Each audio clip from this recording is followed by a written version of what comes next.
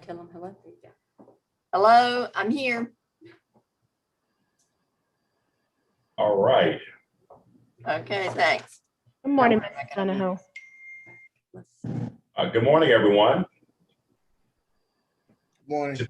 We're going to start our meeting of the Board of Supervisors for the University of Louisiana System, Thursday, April 22nd, 2021, 11 a.m. meeting. We're going to call to order and roll call.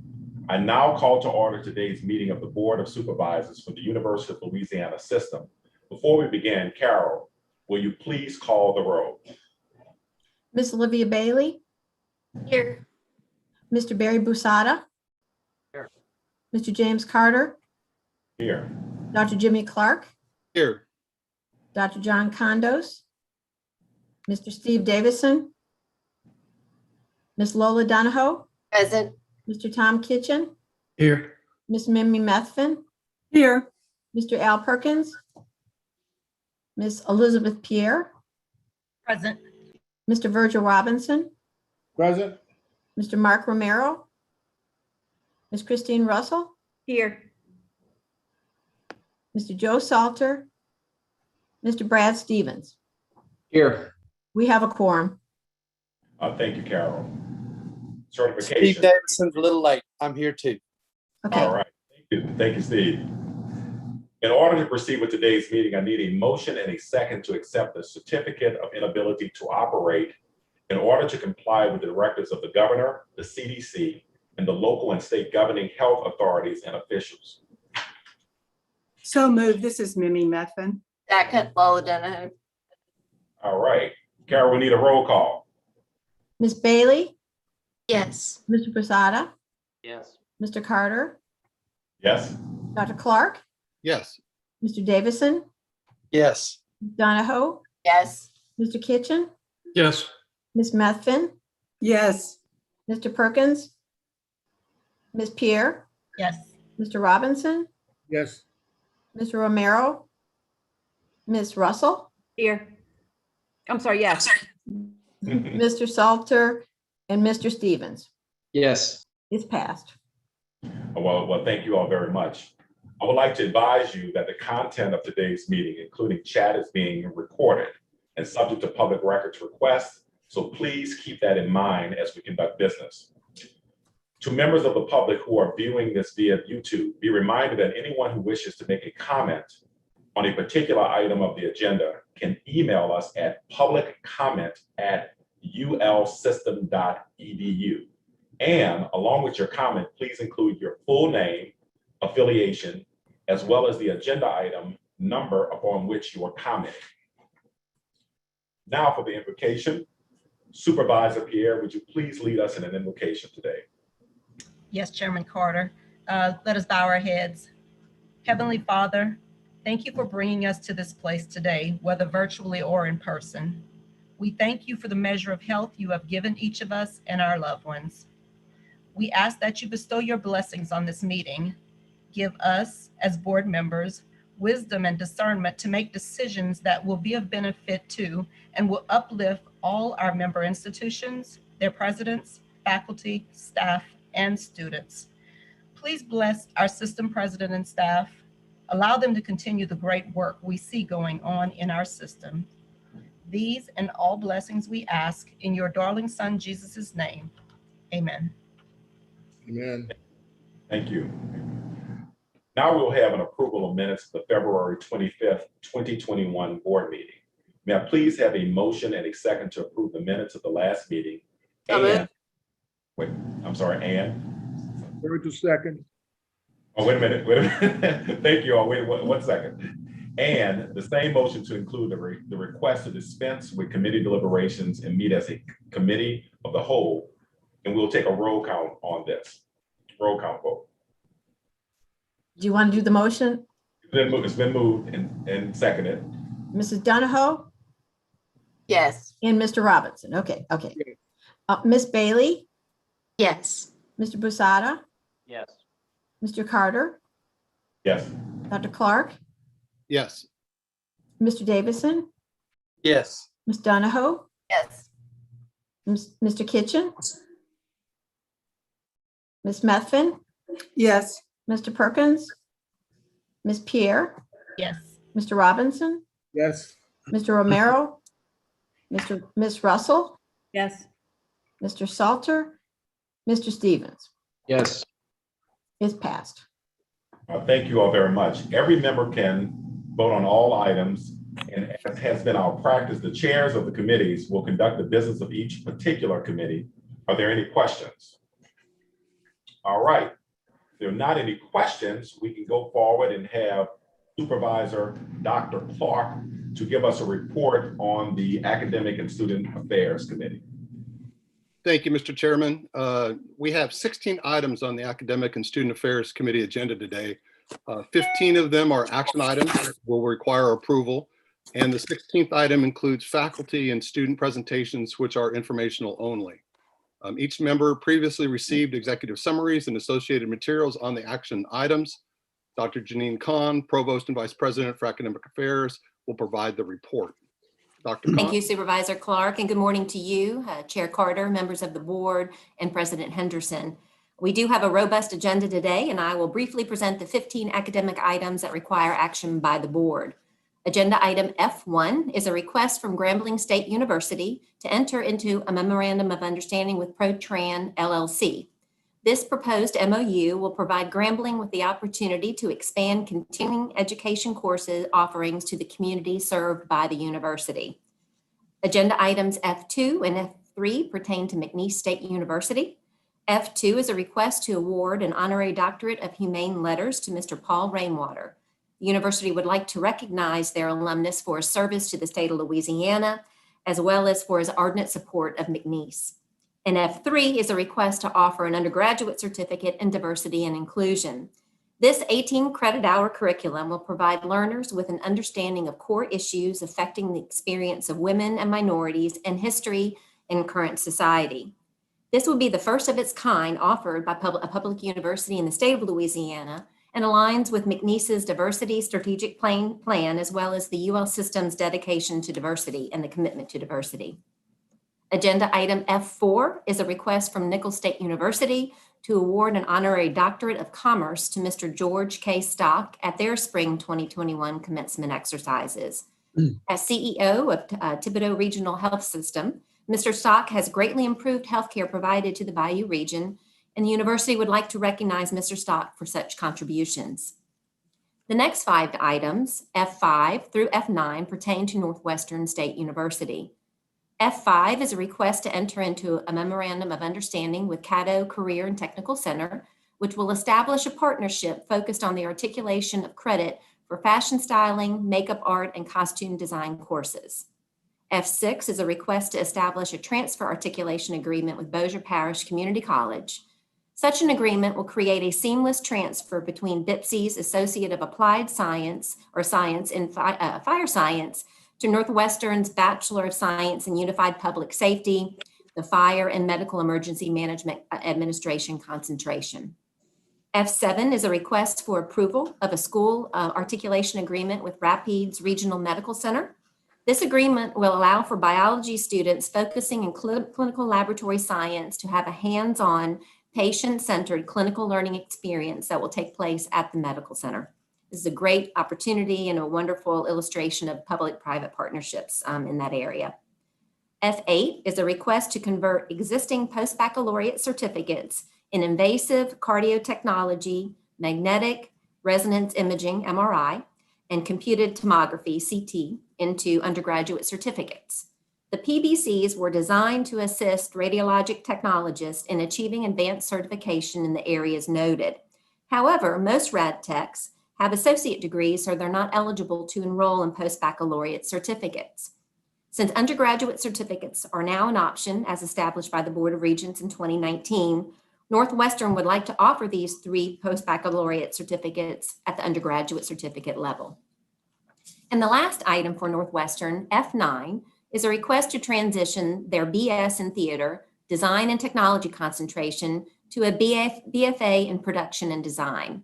At this time, I would like to introduce 2 individuals from Northwestern that will walk you through this request. The first being Brett Garfinkel, who serves as Department Head for Theater and Dance, and Robert Richaud, Program Coordinator, and they'll walk you through some information about this request. Gentlemen?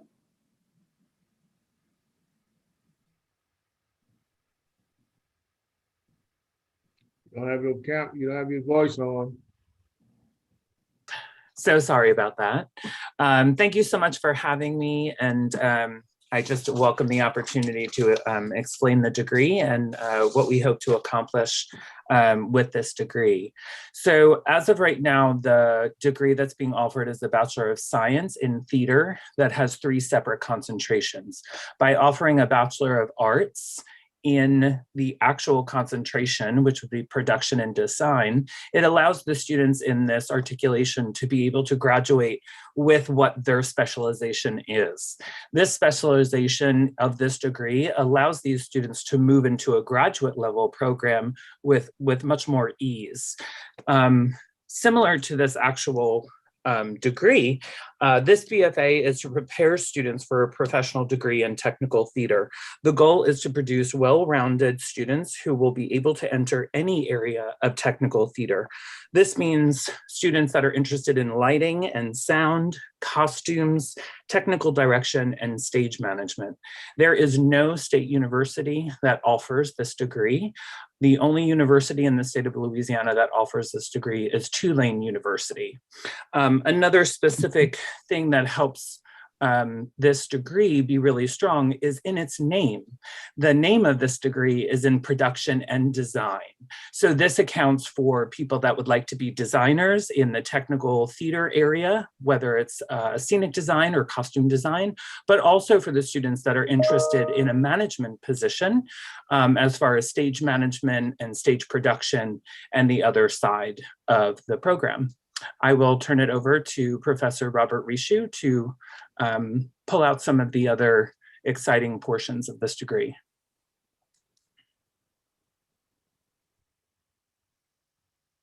Yeah, it's kind of our industry standard in our degree. It's going to allow us to offer classes that we're currently offering under a very non-specific class. It's going to allow us to individualize those classes so that when our students' transcripts are seen by graduate schools, that they can actually tell what classes they've taken. Because right now, a lot of our classes fall under one class. And this allows us to open that up to see those classes and know what the students have taken. I don't really have much else if anyone had a question. Does anybody have any questions for the Northwestern representatives this morning? I do. I was a little confused there. I apologize on the last explanation about the classes and being able to see. Are we suggesting that there are additional courses now that will need to be taken, or is this? Yeah. Sorry. No, we are already offering them. So we have a class that is basically a special problems is what it's labeled, and under that we fill in classes that our students need that we don't have basically on record.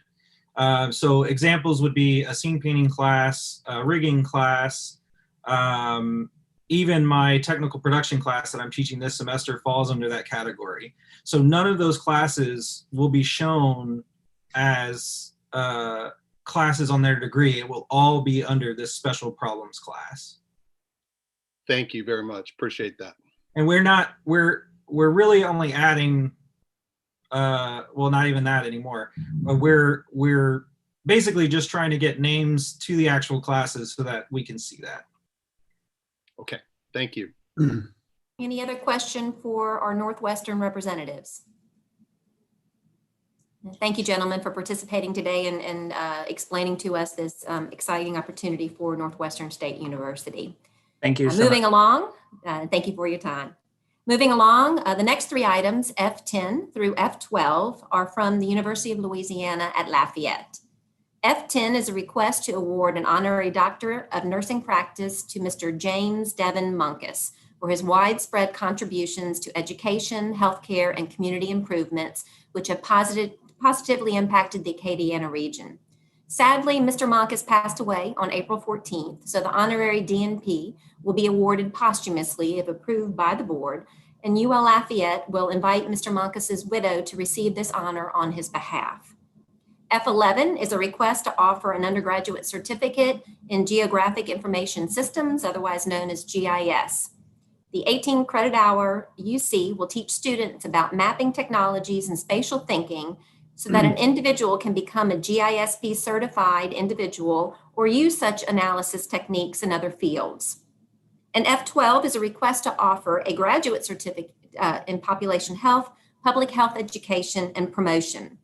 The objective of the 12 credit hour certificate is to assist in meeting the healthcare needs, current and future, by teaching individuals to solve healthcare problems by using data to implement quality initiatives based on proven theories and practices. The next two items, F13 and F14, are requests from the University of Louisiana Monroe. F13 is a request to enter into a memorandum of agreement with Bossier Parish Community College in order to facilitate the transfer of BIPSI students with an Associate of Applied Science and Occupational Therapy Assistant to ULM's BS in Health Studies, Healthcare Management Marketing, and pre-professional tracks. And F14 is a request to terminate the post-baccalaureate certificate in autism spectrum disorder, which since inception in 2019 has been a low enrollment and low completer program. And the last item, F15, is a request from the University of New Orleans to award an honorary doctorate of humane letters to Mr. Raphael Casimir Jr. Dr. Casimir is a UNO alumnus, former faculty member, and a progressive civil rights activist and scholar, and the university would like to recognize him for all of his attributions and what he has done for the City of New Orleans and the University of New Orleans. Dr. Clark, that concludes my summary of the 15 action items that you are to consider today. Thank you, Dr. Khan. Do members have any questions, comments on any of the 15 action items? I know that there's quite a bit of information there. I'm not hearing any. I do have one question, Dr. Khan, if you could. I was struck by the number of the undergraduate and post-baccalaureate certificates that we are approving, which again, I've mentioned in the past, I'm wholeheartedly in favor of and commend the institutions for identifying places to add to our array of credentials. I'm curious, are we as a system starting to look at the potential value of those? Are we trying to track those? They're new. Are they really adding to the benefits of the students, either in terms of subsequent employment opportunities and or increased salaries, some other way of measuring value? Absolutely, Dr. Clark, great question, and thank you for that. As I mentioned, and as you mentioned, a university or an undergraduate certificate is a relatively new offering that universities can provide to students, both current students or those in the community. This was an option that became available in the latter part of 2019. Specific to the UL system, not including the ones that are on the agenda today, but before today, we offer 23 undergraduate certificates across our 9-member institutions. We offer the bulk of the UCs that are currently available today, and with a handful from the LSU and the Southern system. So this is relatively new. The purpose of a UC is to complement someone's degree, either in the area. For example, when we look at GIS being proposed by the University of Louisiana Lafayette, that certainly can enhance someone's expertise if they're in the sciences. However, it will also enhance someone in the area of business, so they can understand how GIS works and they can use that with the movement of inventory and so on and so forth. And so this complementary certificate will certainly need to be watched over time, looking at data when it comes to employment. Does it indeed enhance employment as we anticipate? And I know that there's been a lot of conversations that I've been part of from a statewide perspective with my counterparts at the other systems to look at this as we unfold what a university or an undergraduate certificate is over the next few years to come. And so I think as we benchmark information and we collect data, Dr. Clark, and what all that means anecdotally and actual data points, we'll be able to report back to this board on the use or perhaps maybe not in the benefits of an undergraduate certificate. So stay tuned. It's a point of that very long-winded story. No, and I appreciate you taking us through that. And I think it's important that we are thinking ahead. And I appreciate the fact that the system Yes. office is looking at that. Yeah. I'd also be remiss if I didn't, provide a special commendation to McNeese State for the item F3, the undergraduate certificate in diversity and inclusion. Given our previous conversations, given the board's emphasis on equity, I think that this is a real step forward, and I just wanted to call that one out. I completely agree with you. Just as a point of information, the curriculum was shared with our chief diversity officers for input. And this is a wonderful opportunity for McNeese to really help students understand what that conversation entails, and will certainly enhance marketability, but then also they'll go into the workforce and create cultures that respect diversity and inclusion. And as we all know, that makes a far healthier work environment. Very good. Any other questions from the board or anything else I can answer? All right. Well, if no one requires further clarification, I'd like to go ahead and recommend approval of items F1 to F15. May I have a motion and a second, please? So moved. Second. It's been moved by Supervisor Donahoe, and I didn't see the second. I'm sorry. Supervisor Pierre. Supervisor Pierre, thank you. Any further questions or comments from the board? Any comments from the public? If not, then all in favor say aye. Aye. Aye. Any opposed? All right, hearing none, the motion is approved. At the last board meeting, we began the practice of highlighting faculty and students from our campuses as a part of the committee report. Today, we have the privilege of meeting a talented faculty member from Louisiana Tech University and an outstanding student from the University of New Orleans. At this time, I'd like to invite Ms. Erica Cauley, the Vice President for Student Affairs, to introduce our two guests. Supervisor Clark, I'm going to pitch hit for Ms. Calais today. She is across the street at the Capitol and representing the UL system in Senate Ed. So I'll go ahead and try to fill her shoes. Anyway, moving forward, today we have two extraordinary individuals joining us in order to highlight UL system faculty and staff experiences and expertise. First, we will hear from Dr. Jamie Newman. Dr. Newman serves as Associate Professor of Biology and Associate Dean for Research and Graduate Studies in the College of Applied and Natural Sciences at Louisiana Tech University. Dr. Newman earned her BA in Biology from Amherst College and her PhD in Biology from MIT. A little bit of a slacker, but we will let her participate in our meeting today. Dr. Newman joined the faculty at Louisiana Tech in fall 2013, where she quickly developed a research lab to engage undergraduate and graduate students in learning about human stem cell biology. Over the past 6 years, Dr. Newman has worked closely with colleagues in biomedical engineering and studio art to establish the Visual Integration of Science Through Art, VISTA, Center at Louisiana Tech. Dr. Newman will share more about the VISTA Center with us now. And if I can, please introduce Dr. Newman. Yeah, thank you so much. I'm just going to share my screen here. So hopefully you can all see my presentation. I'll try to go quickly and just tell you a short story about the visual integration of science through art, which I do with my colleague in art, Professor Nick Bustamante. So this all began when me and my colleague, Dr. Caldera Mora, professor in biomedical engineering, were asked to write a chapter on regenerative medicine and needed some good illustrations. So as many of you can appreciate, visuals have a great impact in educating people. So we sent an email out to lots of art professors here at Tech, and Nick responded, unsure of what he was signing up for and not knowing what a stem cell was. We met and he ended up creating illustrations for this book chapter that we published. And what we saw when we did that was this was awesome for Nick and for me and Mary, but would be really great if students had the chance to create that artwork and be published. So in 2015, we offered the first digital painting class where students learn techniques in digital painting And Mary and I visited classes to talk about science, and students visited our lab. So these were art students who were now learning to illustrate science with a new technique. Over the next 2 years, digital painting grew very quickly, and Nick now offers it twice a year. We've developed partnerships with members in the community. Dr. Geis and others on campus offered us space, so we developed the Vista Lab, where students could work with really cutting edge equipment. And we established a minor in pre-medical illustration for students who wanted to pursue a graduate degree in medical illustration. Students created a number of pieces of art that have been used on campus, off campus, in the community, in publications and grant proposals, and those are a few examples there.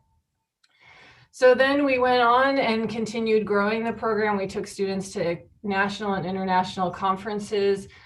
We had a student graduate with the minor in pre-medical illustration. We were moved into a bigger and better Vista Lab in University Hall, which is more centralized on campus, and established a second minor in scientific visualization for students who really liked this but didn't want to do the required courses for medical illustration graduate programs. This allows any student majoring or minoring in a science to also minor in scientific visualization, take any of the art classes that they want, and throughout the curriculum, there are opportunities to combine the two. And in 2020, we officially became a Louisiana Tech University Vista Center. And so there are some pictures of us and our students doing cool things.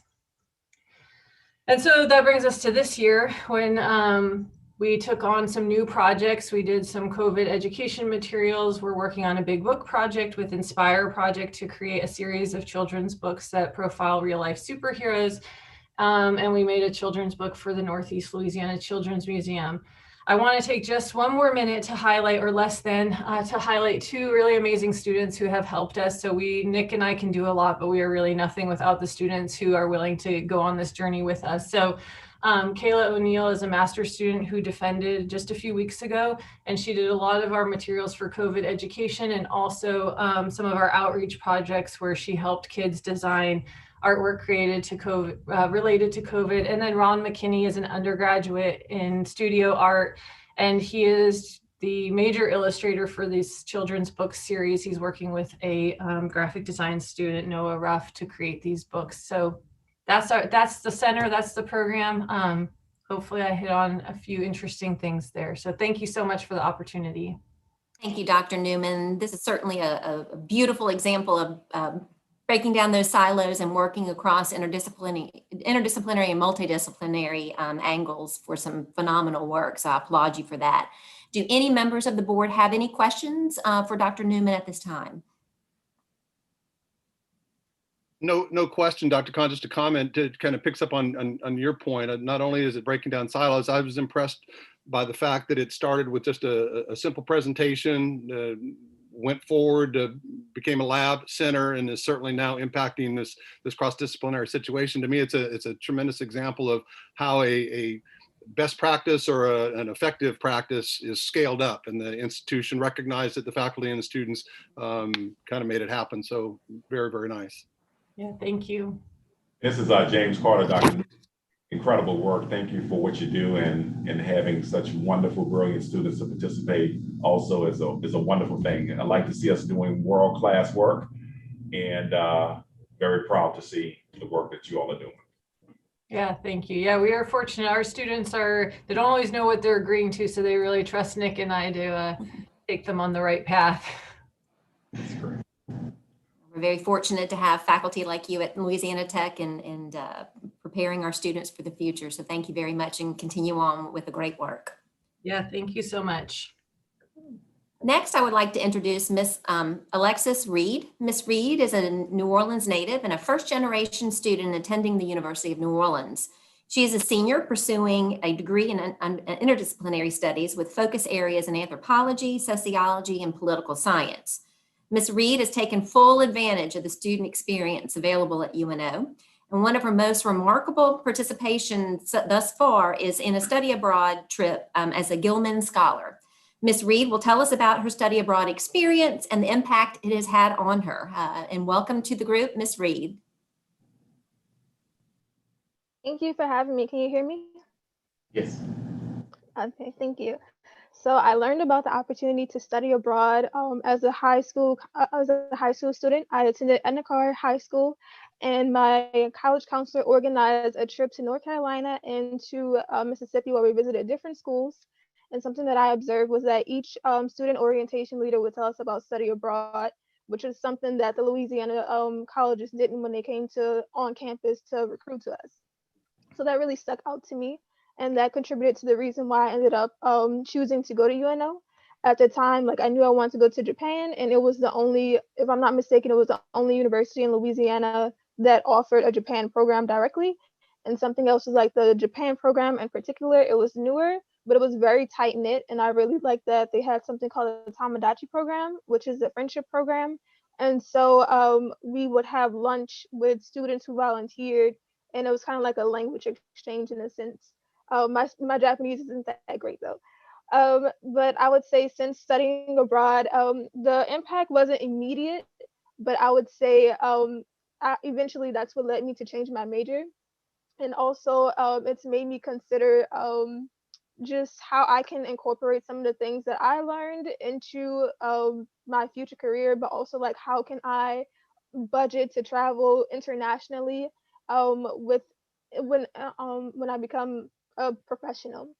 And I would also say it has led me to like want to promote it more and encourage other students to participate.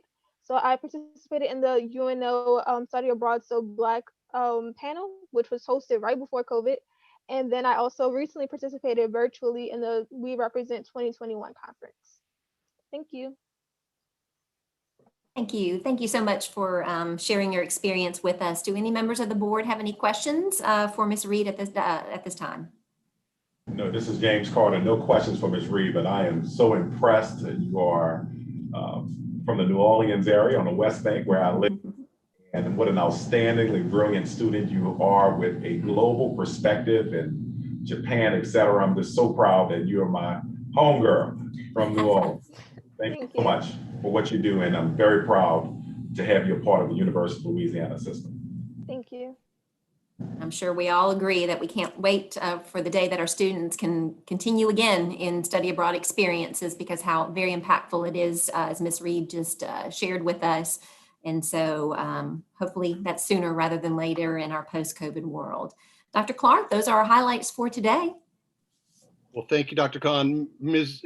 Reed, while you're still with us, I too want to echo the sentiments that Chairman Carter expressed. You made me stop to think as you were describing going and visiting out of state, other programs, and then reflecting back that our own institutions maybe didn't highlight when they came onto your campus this circumstance. So to those listening, it seems that there is a potential to expand visibility and understanding of study abroad, and certainly encourage those to do that. So Ms. Reed, thank you for pointing that out to us, as well as congratulations on your studies. I'd also like to point out that in the chat, I believe Dr. Newman has put in a link to learn more about the Vista Center. And so encourage those interested to check that out as well. So thanks to both Dr. Newman and Ms. Reed for presenting and joining us today. Is there any other business to come before the Academic and Student Affairs Committee at this time? No, sir. All right.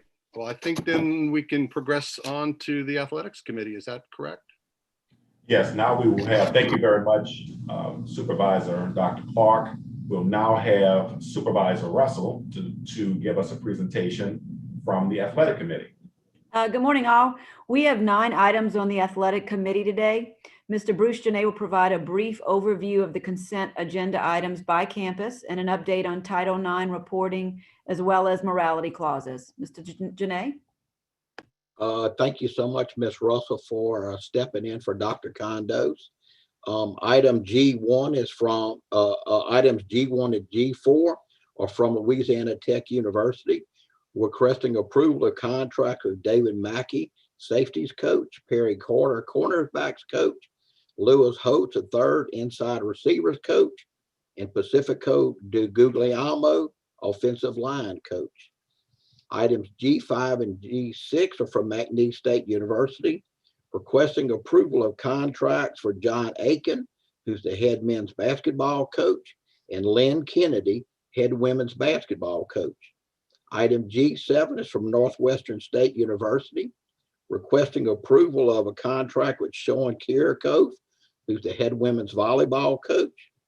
And item G8 is from University of Louisiana at Lafayette, requesting approval of various amendments to the contracts of Matt Deggs, head baseball coach, Gary Broadhead, head women's basketball coach, Robert Moreland, who's the head men's basketball coach, and Gerald Glasgow, head softball coach, and finally, Mr. Lance Key, who is the head soccer coach. And so those are the business items. And Ms. Russell, I wanted to update the board as a matter of other business, what we're doing in athletics as far as Title IX reporting and morality clauses. Each of our campuses have recently asked all athletic directors, coaches, and assistant coaches to sign a document that details their responsibilities regarding Title IX and sexual misconduct reporting for those on contract as well as those not on contract. They are required now to report any known or alleged violations of Title IX and or the universities or the UL system sexual misconduct policy. Failure to do so may result in termination for cause. In addition, the Board of Regents recently conducted a survey of all coaches who had contracts to ensure that they have morality clauses, and our campuses responded that they did. So now going forward, for all future contracts for an athletic director, coach, or assistant coach, we are requiring standardized language in their contract that addresses Title IX and sexual misconduct policy reporting and compliance and morality clauses. And for those that do not normally have a contract, we're requiring that this language be incorporated into their appointment letter. And those are the items I have, Ms. Russell. Thank you. These agenda items have been reviewed by staff and are recommended for approval. Would any member have a question or wish to discuss any of these items? This is Tom Kitchen. I do have a question. I guess what I heard Bruce say was that going forward, we'll incorporate in the terminology, the morality clauses in future contracts. Are we going to do anything about existing contracts that could be possibly amended to incorporate that language? I'm just, I would think it would make sense to put everybody on the same basis going forward, whether they have a contract, in existence today that's going to run another 2 years. I just think that from our standpoint, it seems like a simple amendment to the contracts to incorporate this latest language might be desirable. Right. And yes, Mr. Kitchen, anybody who did have an existing contract that may go for several years was asked as well to sign this document that was signed by any parties to the contract as well as the president. And those have been taken care of. And so starting in June, any new contract or existing contracts for renewal that have come to the board will have that language. But as of now, all of the athletic directors, assistant coaches, and head coaches have now signed a document. Mr. Kitchen, if I could, this document has already been reviewed by council. It effects an amendment to their contracts, and this has been universal. They've all been signed and returned. Okay. Yes. Got it. Thank you. Yes, sir. Thank you, Dr. Anderson. Any other questions or comments from the board or from the public? But this is Jimmy Clark. Just point of clarification, maybe. The new language or the additional language and the amendments to and the sign off, does that infer that there was not any language previously, or is this just new concrete language? No. So in the existing contracts, we had the morality clauses that were general. You had to comply with all laws, rules, regulations of the state. But this language does it. It specifically articulates the Title IX components for which they're responsible. So instead of saying you're just responsible for all laws, and here are those portions of the law that we're bringing to your attention. And so it emphasizes that aspect of the contract. Thank you. Correct. Okay, at this time I have a motion and second for approval of items G1 to G8. So moved, Jimmy Clark. Second. Motion from Superintendent Clark and as well as Ms. Donahoe. Yes. Great. Any other discussions? And if not, all in favor, please say aye. Aye. Any opposed? Motion passes. Do we have any other business at this time? And if not, that concludes the business of the Athletic Committee. The next committee is Facilities Planning. Yes, we're now going to have Supervisor Kitchen to talk to us about facility planning. Thank you, Chairman Carter. We have, the Facilities Planning Committee has got 2 items on the agenda. They're all a consent agenda. Mr. Janae will provide a brief overview of the agenda items by campus. Thank you. Thank you so much, Mr. Kinchin. Item H1 is from Northwestern. Approval to enter into a ground lease agreement with the Northwestern State University Foundation to obtain and install artificial turf on the football field at Harry Turpin Stadium pursuant to state law. The artificial turf of the football field needs replacement. As a result, the foundation executed a letter of understanding with Turf Alliance to obtain, deinstall the used synthetic turf system that will be used at the Mercedes-Benz Superdome during the 2021-22 NFL season, and then reinstall the system over the existing modified base at Turpin Stadium for the 22-23 season. To reserve the turf system currently in use, the foundation has remitted a down payment of $150,000 in advance of the deinstallation. And then once the turf project is fully completed and all debts related to the turf have been paid, the university will now own the turf free and clear, and the lease will terminate. The term of this lease will start on April 30th, 2022, and then on midnight, December 31st, 2027, or until such time payments are completed, whichever occurs first. The cost of the turf is estimated to be approximately $250,000. Item H2 is Universal Louisiana at Lafayette. They are requesting approval to demolish the research greenhouse as a result of damage suffered from Hurricane Delta. The greenhouse was built in 1961, and the damage sustained is more than the value of the facility. And since the greenhouse has a state property number, we have to obtain approval from our board. Then we have to go to facility planning for approval. Then the legislators in that area have 30 days to respond if they agree or disagree. And I don't see them disagreeing.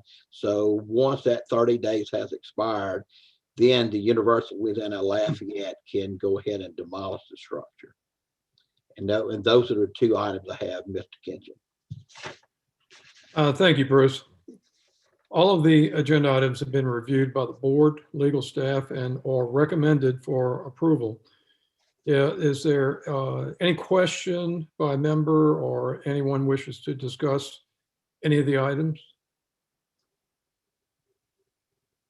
Any questions from the public? No one requires any further clarification of the agenda items. May I have a motion and a second for approval of items H1 and H2? So moved, Mimi Methvin. Ms. Methvin moved the adoption of H1 and H2. Any second? Liz Pierre, second.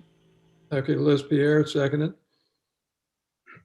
Any discussion on the motion and the second? All in favor, say aye. Aye. Aye. Any opposed? Motion passes. Any other business to come before the committee at this time? If not, that concludes the business of the Facilities Planning Committee. And the next committee, I believe, is Finance. Thank you. And now we'll have Supervisor Robinson to present on the Finance Committee. Thank you, Mr. Chairman. We have 7 items on the agenda this morning for the Finance Committee, 5 of which are consent items and 2 are discussion items. Mr. Robbie Robinson will handle the consent items, and he and Mr. Janae will handle the consent, the discussion items. Mr. Robinson? Good morning, Mr. Robinson. Item I-1 is the first item, relates to Grambling State University. Their request to establish multiple first-generation scholarships through the Board of Regents, through the LEQSF program, which is 8G. There's 13 that's listed. They've already sent these items to the Board of Regents. There was a deadline of March 31st. In your prior 2 board meetings, you've approved requests from other campuses. So these are in the hands of Board of Regents, and we're going to need approval today from the UL system. The second item relates to I-2, Louisiana Tech University's request for approval to amend and extend the university's lease agreement for the food service operations and facilities with Airmark Educational Services for an additional 12-year period, which will take them through June 30th, 2036. And these agreements are confected under Title 173361. They include considerations for facilities as well as commissions that are paid to the university. They're negotiated at the university level and are presented to the board for approval. Item I-3 relates to Louisiana Tech University's request for approval to amend the university's existing lease agreement with Barnes & Noble College Booksellers and to implement the First Day Complete Equitable Access Program. Now, they'll partner with Barnes & Nobles to provide students access to the required class materials by the first day of class.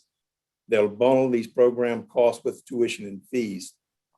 Students will pay $25 per credit hour for each quarter, and they have the option to opt out if they choose not to. They also have the ability to buy these materials and books at the end of the semester. They estimate the savings to be 40 to 50% per student.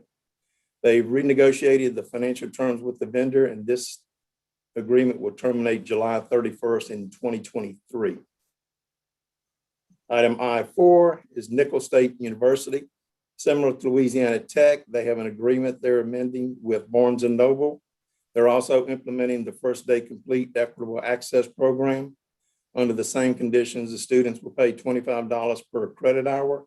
This lease and agreement will expire on July 31st of 2026. Nicholls, just like Louisiana Tech, they've renegotiated the financial terms to include monies for facility renovations as well as commissions. The last item that we need to approve is going to be item I-5. That's going to be a compilation of the systems recommendations for approval of the campus housing and meal plan rates, auxiliary rates, energy surcharge, and non-governmental charges for the academic year 2021-2022. Each institution annually has to submit their request for approval for these different rates that subject to approval of the board. These are generally what we consider to be the auxiliary rates. Review of the information that's submitted by the individual campuses. They're all within the consumer price index. None of them have exceeded 3%.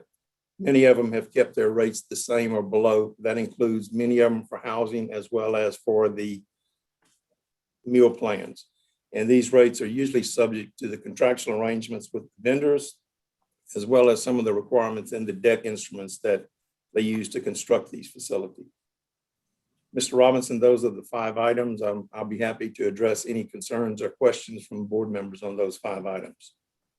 Are there any comments or questions?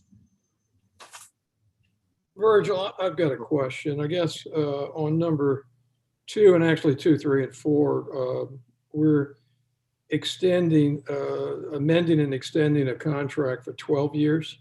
That's, could somebody comment on that? That it just seems like such a long period of time to amend a contract, and why not actually put it out for bid?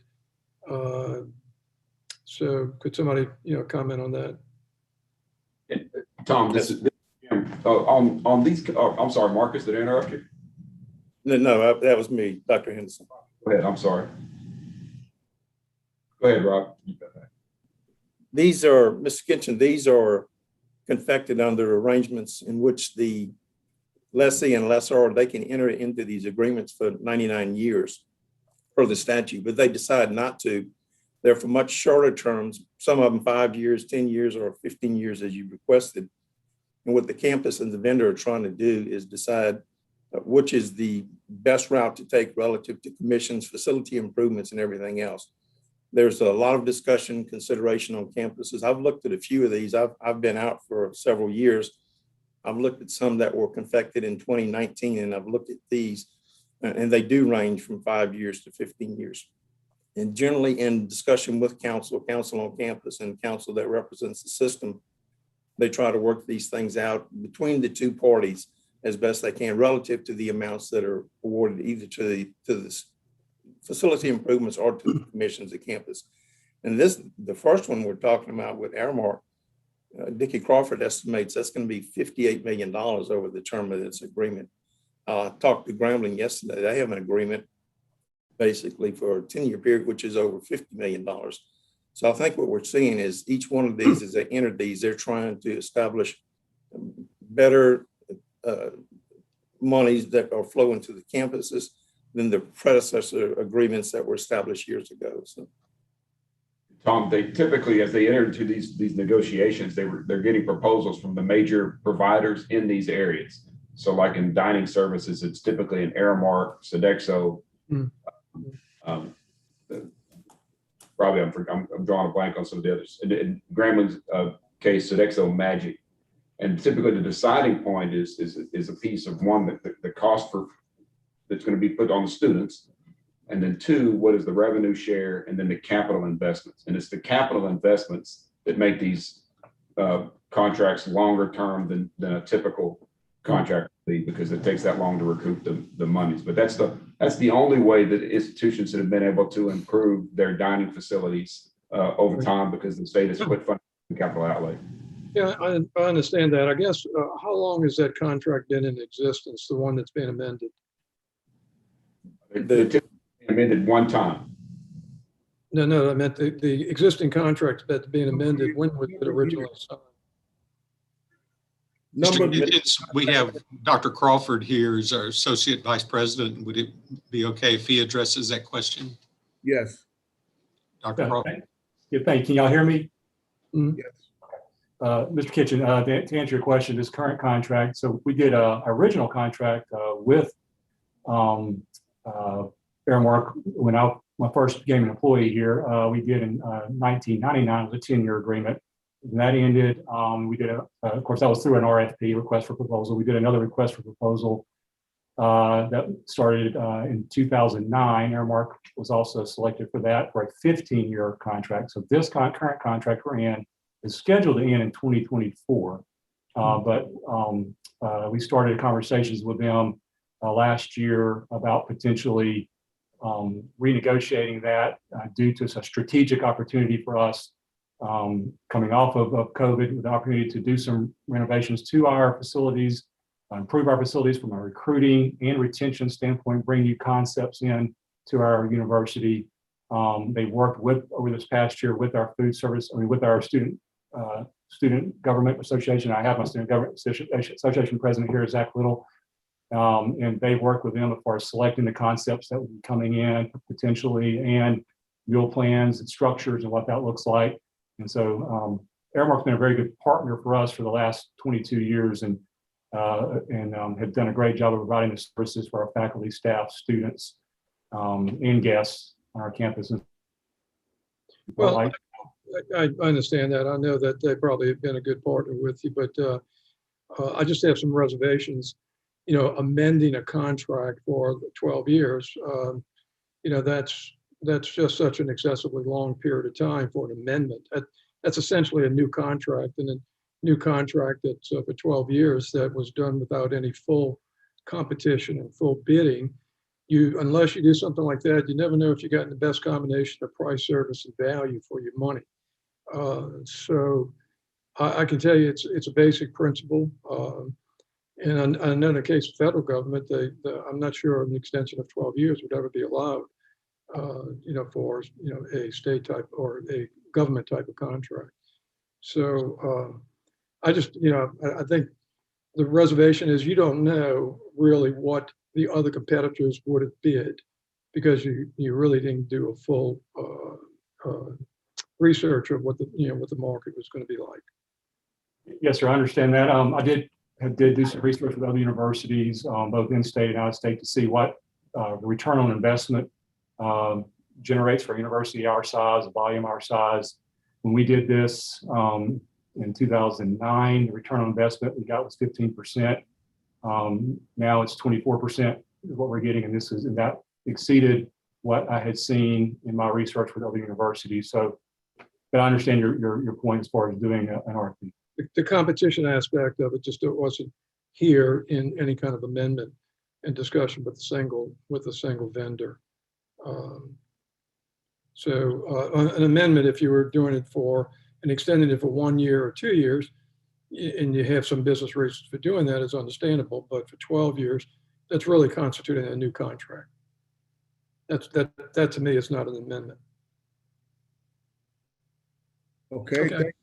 Mr. Kitchen, if I could, the way the statute is built around these types of contracts, and we can get, and if Brandon is on, he may want to weigh in on this as well, is that it's envisioned when you do the original RFP, you enter into the contract for typically 10 to 15 years with the ability to amend it to extend it. So it's a contract extension, but it's contemplated at the beginning of the first contract. And this is something that has been built out in statute. And if Brandon's on, he may want to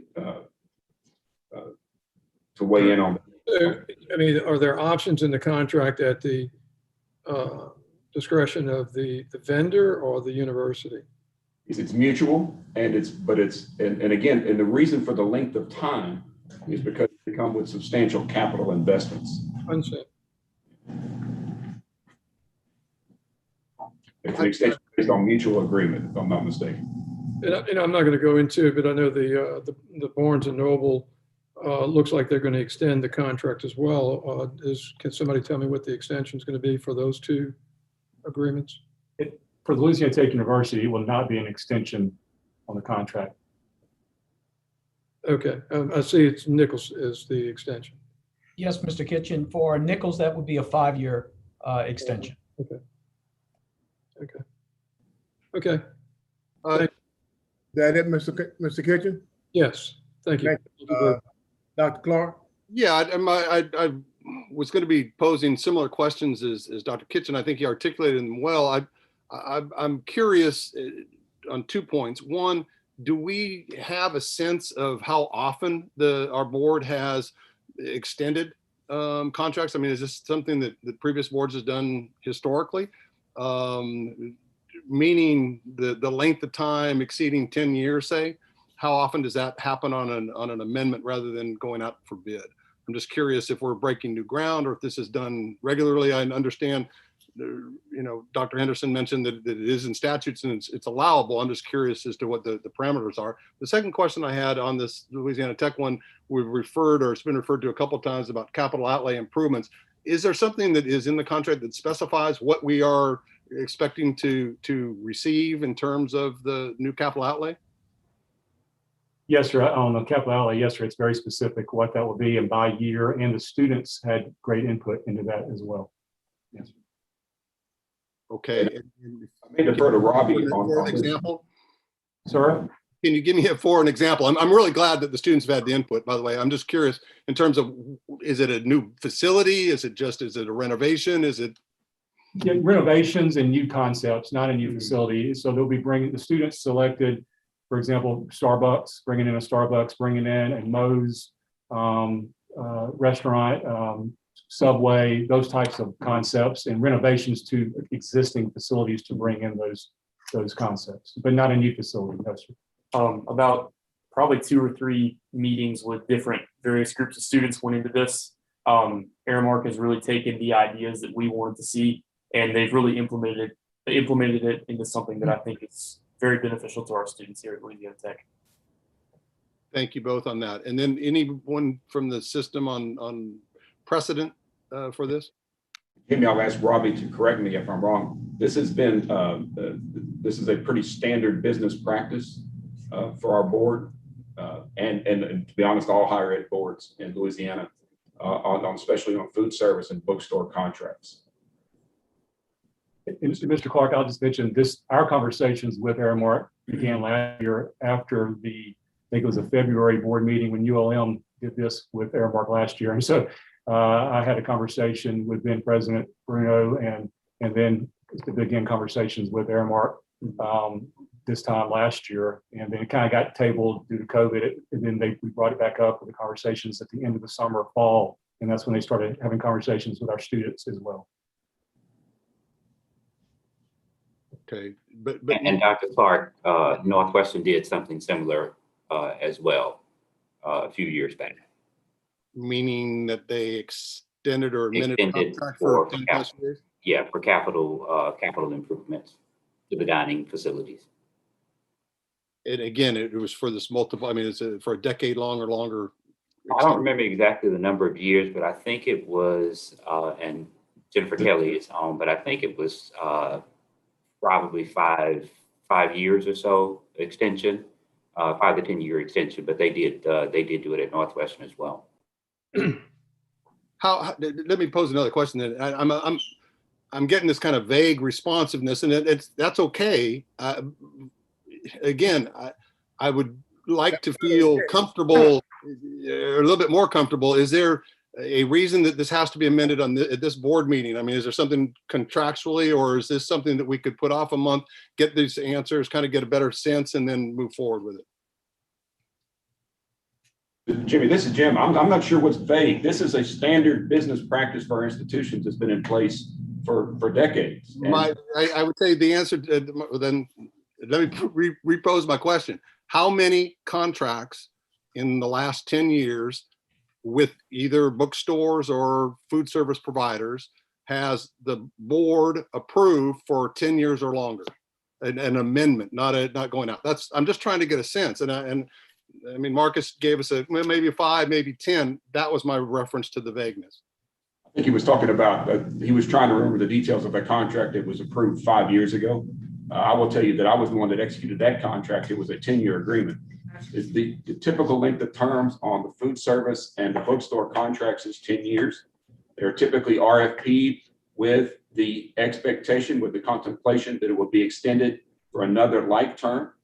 And those terms are contingent upon the amount of capital investment. And typically you bring in the other vendors to come in and give you a presentation on what their capital investment would be.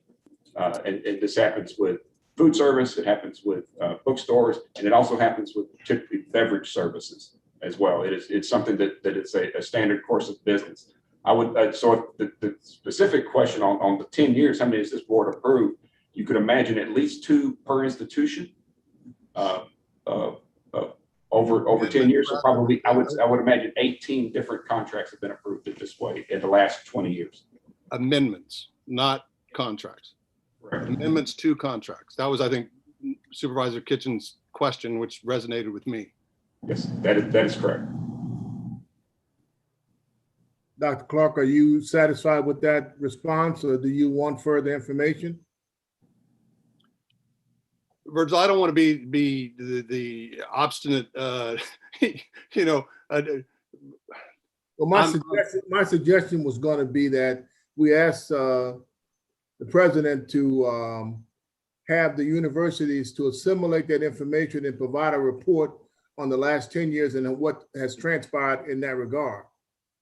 Yeah, and this may be a moot point. This may be a nothing issue. This may be a common circumstance. Information to the board in terms of as a point of reference. Yes, Ms. Donahue. Ms. Donahue? I'm actually here in Jennifer Kelly's office, and she did assure me that our renegotiation was for 10 years with Sodexo. So that, if that helps any, it certainly, this 12 years is within the ballpark of what standard practices are. And what we would do, Mr. Chairman, is give you a an inventory of all these agreements, their beginning dates, their amendment dates, and their termination dates, along with the capital investments associated with each. And I think that will give the board an overview of what these contracts are, what they look like. We'd be happy to provide that. And I think you probably want to give an overview of the business practice that surrounds how these contracts are being handled or handled as a normal business practice. Certainly. Jim, this is Tom again. I think that's a good idea if you could go back for each of the universities and to prepare a schedule that would identify the long-term contracts we have for food service, bookstore operations, and any other similar, types of arrangements. Give us the contract details that, maybe a summary of the contract terms, conditions. Give us the date of the contract, the value of the contract, some of the economic benefits that we expect to get out of it, but then also, what were the amendment dates and how long or how far in the future are these contracts amended to extend? I'm just concerned as a matter of just business practice, having a contract that just simply rolls forward. And, suddenly we look back and we've got essentially the same contractor, the same vendor, terms and conditions may change a little bit, but we haven't revisited the original, thought about going out for a bid for maybe 25 years. That's a career. That's a generational type of commitment. And I understand that in the cases of these food service, they're going to be making capital investments and they're going to look for returns on investment, but very few businesses are going to be looking for returns on investments that are going to stretch past 10 years. And so I just don't know. This was really a philosophical issue with me that you really, when you amend a contract and you stretch it out for another 10 years, I think that the term, it's not an amendment, it's really essentially a new contract. But it's a new contract that was struck without the benefit of the competition. And competition is what is going to give us, the insight to the best combination of pricing, service, and value for the system and the students. I understand this is no reflection or criticism of Aramark or any of the existing vendors. I would expect that they are doing a good job. Otherwise, we would be, looking in maybe a different direction. But this is really just not in terms of how are we conducting business today in relation to what we're able to do or what we've done for the last 20 or 30 years. To me, I just have a different view and a different philosophy with regard to existing contracts, amendments, and whether or not we amend or whether we go out for a complete bid. I think it's fair. We will provide an overview of that as well. And actually, Jennifer Kelly has reminded me of what we did on the Northwestern contract. It was actually originally configured as a 20-year contract. We renegotiated at 10 years. And so that was an amendment in that regard rather than an extension. On the extensions, it's a different story in that part of the negotiation, which is a very competitive process at the very beginning, is envisions what that extension will look like. But I think it's fair that we look at those practices and see what are the opportunities that might increase value. Again, it's one of those practices that can become so standard that fresh perspective from a board member actually can add value to the. Food service or bookstores are so common, and it's something that cuts across each of the 9 universities that we operated. One thought I have is putting them all together and coming up with a bid process that would incorporate the 9 schools, and having the higher economic value is going to, I think, potentially come up with a more competitive bid and a better value for the system and the universities. We actually explored that option, and while that is what conventional wisdom would make you think, It's actually the leverage of the individual school brands is what the vendor is looking for. And so you actually lose value doing it across the system because they don't get the brand impact in terms of in the negotiations. Because that was something that we started talking about 4 years ago, and we found out that was actually going to deter some of the concessions that we received. Chair, I have a quick question. What was that an extension or a new contract that we did for ULM last year? I think we had something with their service contract that we did. I think it was right before President Bruno was on his way out. Was that an extension or was that a new contract? I believe that was a new contract, Mr. Perkins, but I'll have to go back and review that one. Okay. And second, just to echo the part where Dr. Henderson said about basically the unification of services, the brand issue is a big thing. I think we saw that with Grambling State University, where them being able to go out there and do something different allowed them to bring in a relationship with someone like a Magic Johnson, which spoke a little bit to some of the marketing that they were trying to do. And so I definitely see it. I think we played around with that before, the unification, and it worked with a combination, maybe a pool of them, but all 9, it was very difficult. Not saying it's impossible, but it was very, very difficult to do it. But I was curious as to that ULM contract, because I remember we had a major debate, I believe it was on the campus of Northwestern, about ULM's contract and that extension or new contract that was going on with that. So I was just curious as to what that was. What do we do there?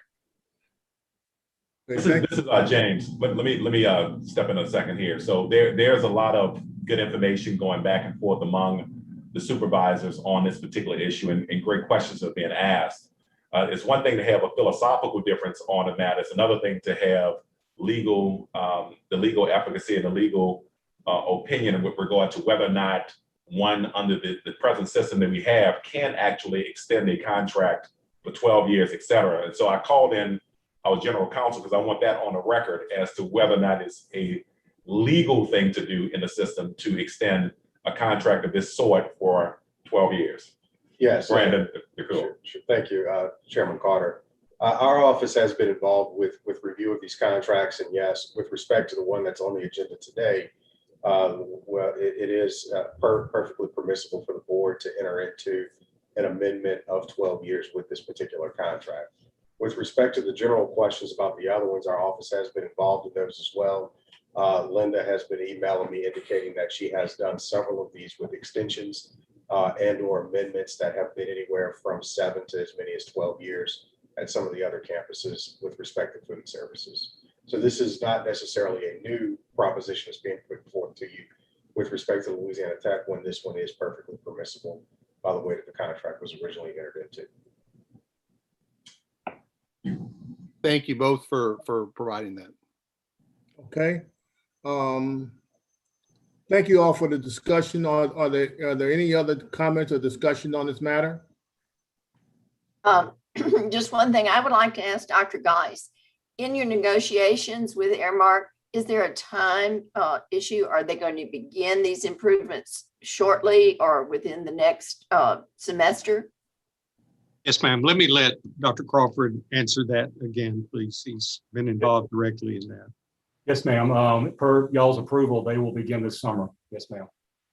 And that's been in conversations with our student body, exactly the timeline and what comes first and what happens first. But over the next 3 years, they have a timeline laid out that the students have approved and what concepts would come in and when, but beginning this summer. And so the first things would open up this fall. Thank you. Okay. Any other discussion? If none, may I have a motion to approve item I-1 through I-5 on the consent agenda? So moved. This is Mimi Methvin. And who's second? Davison, second. Mr. Davison, second. Without objection, those items are approved. We will now move to the discussion items, and Mr. Bruce Junay will handle the item 6, and Mr. Robinson will handle item 7. Thank you so much, Mr. Robinson. Item I6, University of Louisiana Systems Report on internal and external audit activity for the period of February 22nd through April 18th. Each of you were sent a summary of internal and external reports completed by various auditors since our last board meeting. Also included are internal audits that are currently in progress by our campus auditors and a timetable for follow-up audits to ensure that recommendations made in previous reports have been followed up on. I do have all of the reports that were issued should any of you want to see the entire report. And that in this summary for those reports that contain findings and recommendations, our auditors are working with management to ensure that any recommendations made in the reports are acted upon in a timely manner. And this is a report only, Mr. Robertson, and no action by the board is necessary. Thank you, Mr. Junay. Mr. Robinson? Thank you, Mr. Robinson. The last item is I7, relates to the policy procedure memorandum. It's titled Students with Debt Policy. The PPM actually requires the institutions to have in place certain policies and procedures relative to extending debt to students and the documentation of such. It's a very simple change, and it relates to restrictions on transcripts relative to holds and re-enrollments. And the word may is changed to shall relative to students in Louisiana who are current on their debt payments. It's a very simple change. Are there any questions from the board on, yes, Dr. Clark? Yeah, can you explain that? Are we saying that the may to shall, I understand it's a simple word change, but what specifically does it mean with regard to the debt, that students with debt will be allowed to access their transcripts? What it means is if those students, Louisiana residents who are current on their debt payments, the campuses by this policy will structure debt repayments with the students. If they're current on on their payments, this change will, going from may to shall, will allow we have a restriction on, we'll hold transcripts currently in re-enroll, we'll not allow re-enrollments. This change actually will waive that requirement if they're current on their payments that they're making for these debt issues. So it's not changing much, Dr. Clark, but it's a request that was made by the presidents to clarify this policy. Right. Well, I'm really glad that it's being brought up. It's a national issue right now relative to minor amounts of debt or debt by a student that precludes them from accessing their transcript and subsequently either re-enrolling or transferring to another institution. And if I'm understanding you correctly, I just want to be sure I'm correct. We're saying that as long as the student has entered into a debt agreement circumstance with the institution and is current with payments, they will be allowed to have their transcript. Is that correct? Yes, sir, and to re-enroll. Perfect. Thank you. Glad it's being done. Let me expand on it. Yeah. Okay, you got it. Thank you, Dr. Clark. Are there other questions? Items 6 and 7 are informational and requires no action. Is there other business to come before this committee? If not, I yield the chair back to the chairman. Thank you very much, Supervisor Robinson. Now we'll move on to the Personnel Committee, and we'll have Supervisor Donahoe to give this part of the presentation.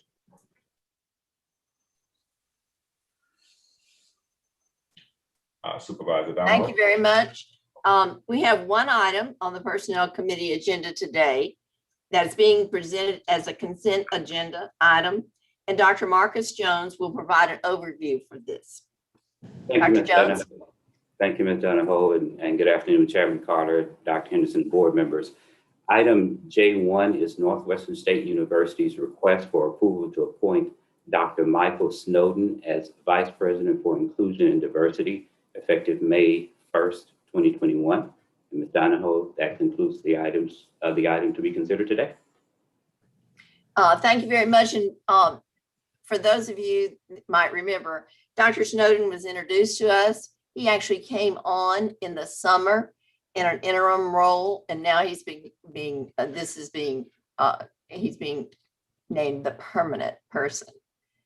So he has been introduced to us and spoke with us in the summer. Anyone have any questions?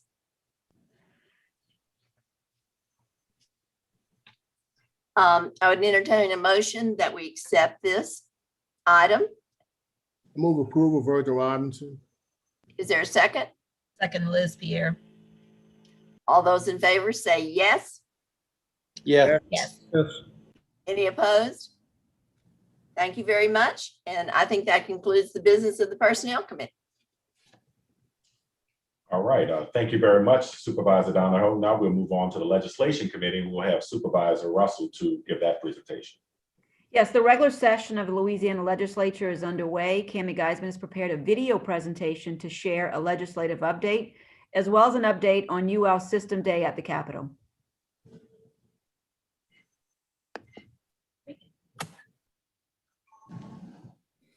Good morning, everyone. Well, I assume it is still morning, if not good afternoon.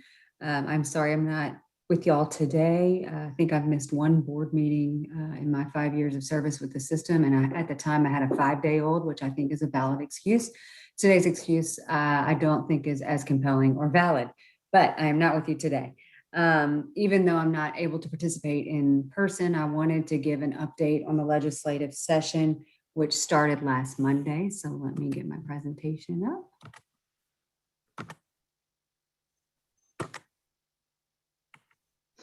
Okay. So session kicked off Monday, April 12th. Here's a reminder of our priorities for this legislative session. We want to restore the budget to the FY19 level, as well as close the competition gap by investing in our faculty. So I think I went over those last meeting, but wanted to remind you of where our priorities lie. So now I'm going to go through some of the bills we're tracking this session. We'll go through by subject. First is our budget specific bills. HB1 is the budget bill. The executive budget is very favorable for higher ed this year and currently includes increases from the State General Fund for TOPS, GO grants, the formula for mandated costs, as well as an increase for faculty pay. We're still working to expand that increase as well. Dr. Henderson testified in front of House Appropriations and Senate Finance in the past 2 weeks to advocate for our system and especially for our faculty. You also see HB2 on the list, which includes construction projects for our 9-member institutions, as well as a couple of bills that affect the capital outlay process. So we're watching all of those. Next subject in our bill tracking is higher ed. You'll see 20 bills related to our operations on the next 2 slides. So subjects of these bills range. There's adjustments to the criteria for military-friendly university status. There's TOPS provisions due to COVID-19. There's some broadband expansion, some compensation bills for college athletes. You'll hear those as NIL bills or name, image, likeness bills. And some other bills that just generally impact either our classroom or program-specific bills, such as expanding minimum requirements for certain professions. So we're looking at all of those. The next subject you're hearing a lot about, especially in the media, are the power-based violence Title IX bills. So these are a result of the recent focus on Title IX in our state, some of the challenges that we've been hearing about. So Senator Mizell's bill, SB 230, as well as Senator Barrow's bill, SB 232, made it out of committee yesterday. And we will be working with the senators on advocating for those bills. HB 409 was scheduled for House Education this morning. My crystal ball is broken, but I'm sure someone can update you on how that went this morning. We're going to continue to work with legislators throughout the session as we advocate to ensure we provide the safest environment possible for our students, faculty, and staff. We've been fortunate to be able to give direct feedback on a lot of these bills to make sure that they're in a good posture to make a difference on our campuses. So this will continue to be a big focus for the rest of session, and I'll keep you updated on where these are. So we have a couple of institution-specific land transfers, one at UNO and one at UL Lafayette. We're also tracking a couple of firearm bills. We have several tax bills, some that would affect our institutions and others that would impact our constituencies. So we're keeping an eye on those. And then a couple of employer-specific bills. So those are our bills. I think we have 45. Now I want to move on to UL System Day at the Capitol. With the late start of session, we ended up with a very early UL System Day at the Capitol. So this year's was virtual and coincided with higher ed's appearance in the House Appropriations Committee. In conjunction with this day, Dr. Henderson did 2 radio shows and a TV interview. Our real focus, though, is on social media.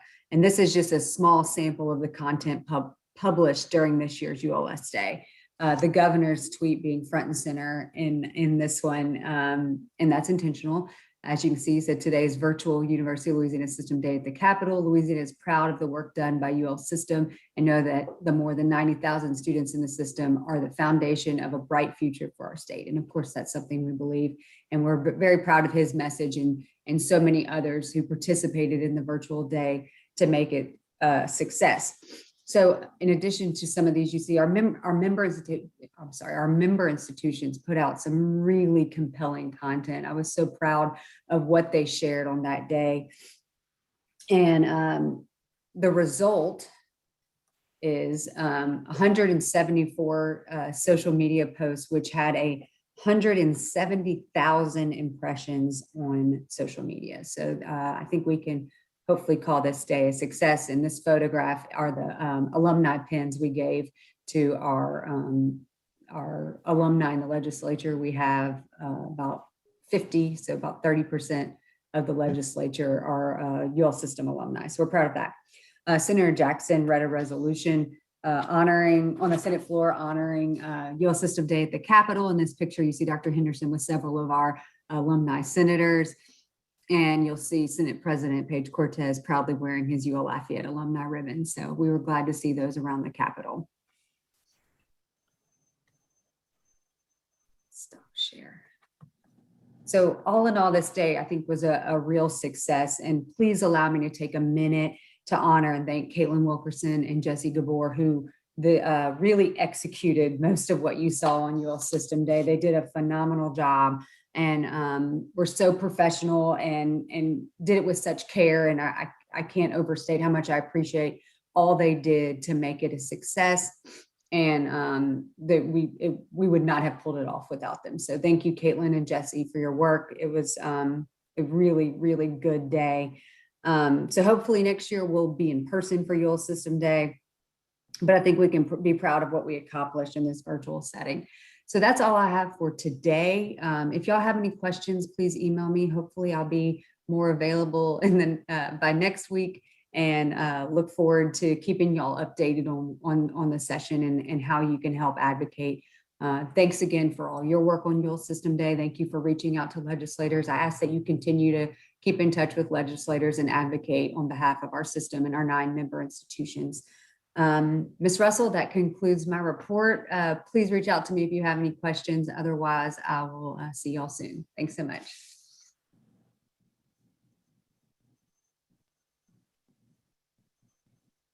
This is a report only. No actions required of the board. This would conclude the business of the Legislative Committee. Back to you, Mr. Carter.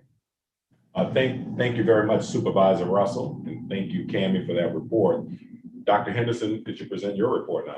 Thank you, Mr. Chairman. I will point out that Cammie is fulfilling a civic duty for the last 2 weeks, and I don't want to go into any more detail because of the sensitivity of that.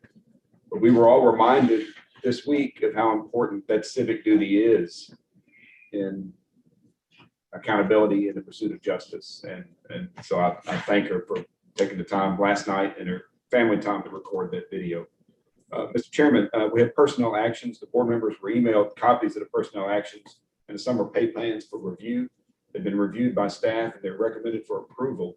Included in the personnel actions is the request for the board to ratify Eddie Mesh's appointment as our system CFO. Eddie is a CPA, a graduate of McNeese, has been at McNeese since 2003, and has garnered the respect of his colleagues. His performance at McNeese through the budget cut period and since has positioned McNeese as one of the most financially stable institutions in our system. I believe that he will be ideal working directly with me and Marcus in doing some more systemic work in our approach to financial management, to purchasing, to cost control, to shared services. I think the respect he has garnered with his peers makes him ideally suited for that. Mr. Chair, we would need a motion and a second to approve those personnel actions. Thank you, President Henderson. Let's see, do we have a motion? So moved. This is Jimmy. Do we have a second? I second it. I'll second it. Okay. May we have a roll call vote, please? Ms. Bailey?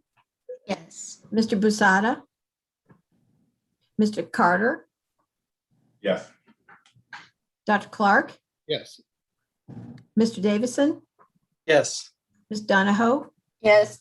Mr. Kitchen? Yes. Ms. Methvin? Yes. Mr. Perkins? Yes. Ms. Pierre? Yes. Mr. Robinson? Yes. Mr. Romero?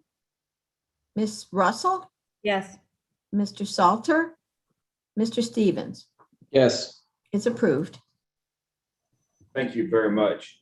Members, this week, or excuse me, last week, the weeks are running together, I received a notice from the president of Northwestern State University, Chris Maggio, that he was looking to retire at the end of this fiscal year.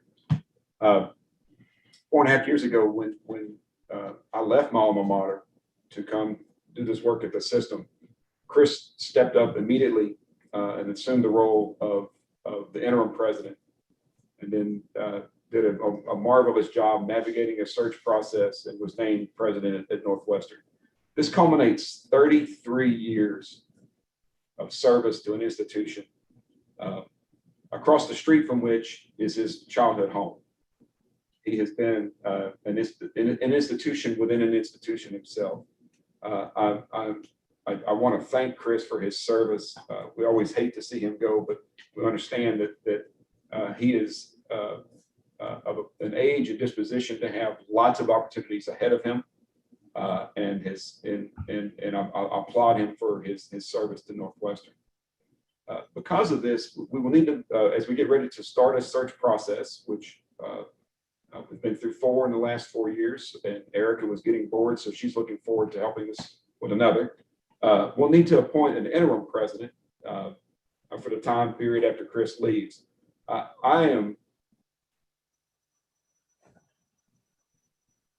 I'm honored to make a recommendation to you that Marcus Jones be named the interim president of Northwestern effective July 1 upon Chris's departure. He would begin working to ensure that we do a deep review of the status of the institution. I will tell you that the financial status, the academic status of the institution is quite strong. Marcus has spent 23 years in that community. He rose to the rank of executive vice president. He will be able to keep the ship moving steadily forward and possibly even pick up some speed as we do a search. Mr. Chairman, I respectfully ask that the board would approve that recommendation.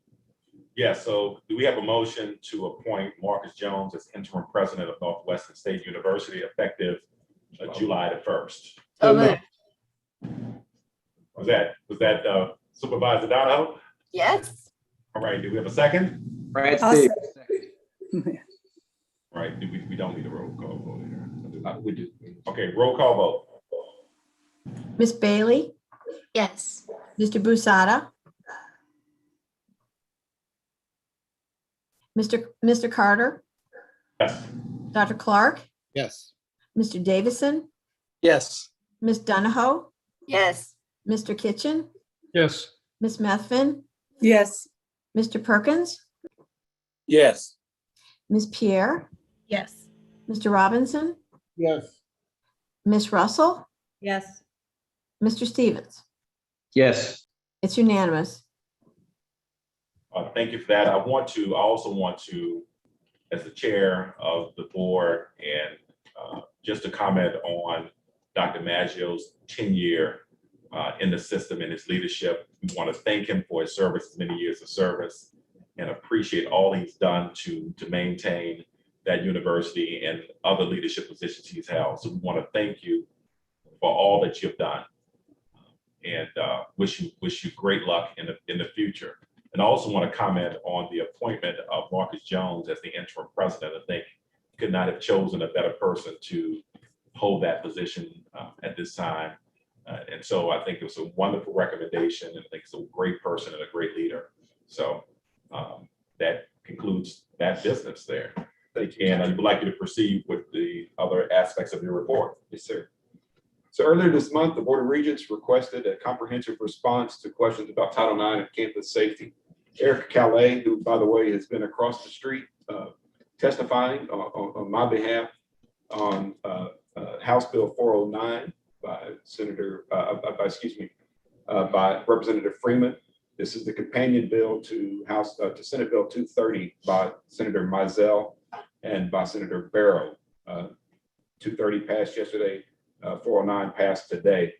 These are bills that totally revamp Act 172 of 2015 on Title IX and enforcement. I will tell you that the policy modifications that we have made over the last several weeks and the last 2 years comport very closely with these statutes. So assuming these pass, there will be some modest tweaking, but in terms of the impact of our policy and the statutes, they're in close alignment.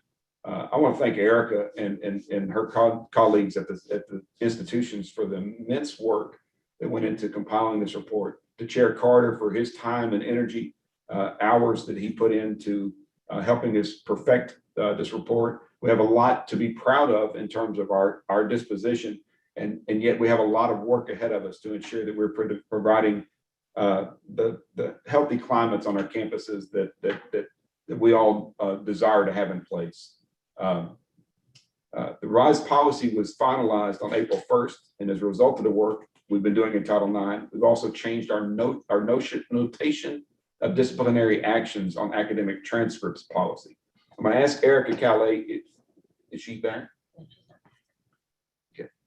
I was going to ask her to talk about some of these updates. I will tell you on the update on the rule on the sexual misconduct and notation of disciplinary actions on academic transcripts. We have two notations that are approved in our rules now. One is when a student has been suspended, there's a notation on their transcript of when that student will be eligible to re-enroll. If a student has been expelled from an institution, there's a notation that goes on a transcript that says student is not eligible to re-enroll. We are adding a third notation on a transcript. And for board members who don't know, there is a national group called ACRO. It's an association of college registrars. And they develop best practice, and it's a comprehensive volume that talks about the way that we use transcripts. And because transcripts are ubiquitous across higher education, there is a need for uniformity. We will be adding a line that says intra-institutional communication required by Louisiana statute. When an institution receives a transferring student, they will see that notation, and that is what tells them they must contact the previous institution to have a conversation between the Title IX officers or the student conduct officers to understand the reasons why that notation is on the transcript. There are student privacy issues, of course, but it ensures the idea is to prevent serial perpetrators from seamlessly transferring from institution to institution. So that's in the rule. April 23rd, we have a STAR workshop, which is tomorrow. You all should have gotten an email on that and a calendar invitation. If you have not, I will make sure that goes back out again. STAR is the Sexual Trauma Awareness and Response Organization. They did a preliminary session in advance of our conference and did a remarkable job. They continue to partner with us in perfecting our policy disposition. That workshop is for all of our colleges and universities. We are also working with them to coordinate a workshop specific to board members.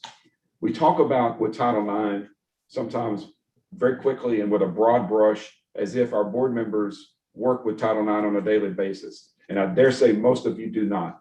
And so we're organizing a good 1 hour, maybe to an hour and a half training session on what Title IX is. And I think it's one that you will find very valuable.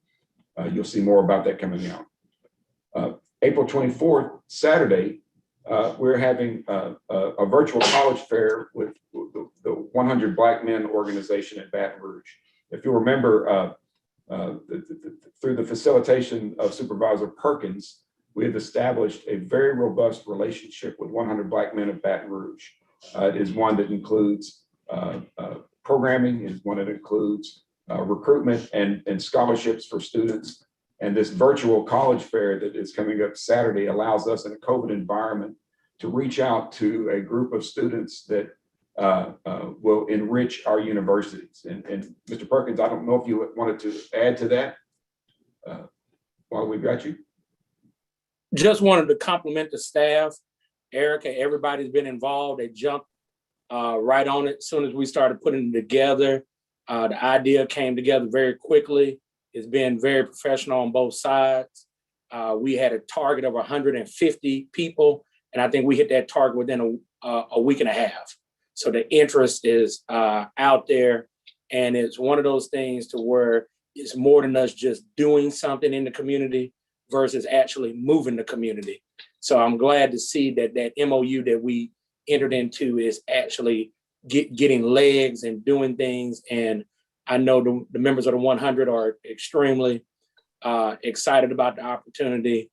And our staff has done an excellent job as usual. And we look forward to it, the event on Saturday, and giving out some scholarships, but also building a good pipeline of diverse students into our system, and also continue to build a strong relationship with an organization like the 100 Black Men that has a proven history of being impactful nationwide and extremely in the state of Louisiana. Thank you, thank you for your leadership of putting this initiative together, Supervisor Perkins. Thank you, Mr. Chairman. And Erica has just texted me. She is on her way back from the Capitol just in time. Next time she can leave me her script, but at least she will not be able to contradict anything because she has not seen the recording. And Mr. Perkins, you mentioned the staff, and I have to tell you, Erica's presence at the Capitol to me is representative of the way this staff interacts. Each of them has a defined role and a defined responsibility, but the way the executive team here and the team at large supports each other, fills each other's roles. I have never worked with a higher performing executive team than we have at the system, and I just wanted to seize on that. I want to give a recap real quickly for our future conference. It was our 4th annual conference. It was held virtually on March 18th and 19th. There were nearly 900 system faculty and staff who participated in the conference. The program included more than 60 breakout sessions and a keynote presentation by Young Zhao. He's an expert in educational leadership. And of course, the highlight was my annual closing State of the System address. That's not in the script. We appreciate the board members who not only attended, but also participated in the conference. In our governance panel, which was widely was raved about, and Chair Carter and those who participated in that, we thank you for that. And Olivia's breakout session was also well received. Look forward to being together again in person next year. And while this has not been put out publicly yet, it will be in the completely restored Health and Human Performance Center at McNeese State University. So President Burkell, you just got the announcement. So yes, sir. Dr. Henderson, before you proceed any further, I wanted to give Dr. Maggio, I think he is on. Oh, good. Dr. Maggio, are you on? Hey, good morning. Good afternoon. I am. Thank you, Chairman. Yes, I wanted to give you an opportunity to say something to us. We appreciate what you've done and your leadership all these years and your experiences, your heart, soul, and your mind. And so we want to give you an opportunity to respond to what we presented earlier. Chairman Carter, first, thank you and the board of supervisors so very much. Y'all's oversight and guidance of this board has just been so tremendous. And I think that was pretty evident in some of the discussions today in some of the committee meetings. So nothing is just glossed over, it's vetted properly. And so thank you all for the support, not only for me, but for my colleagues and everybody at the system. I want to say thank you to Dr. Henderson for just an outstanding leadership for this system. And I was very blessed at Northwestern to follow him as president, as he said, in an interim role. And what I respected him very much is when he asked me to do that, the first thing he said, this doesn't mean that you're getting the president. It's that we will do a national search and go through it.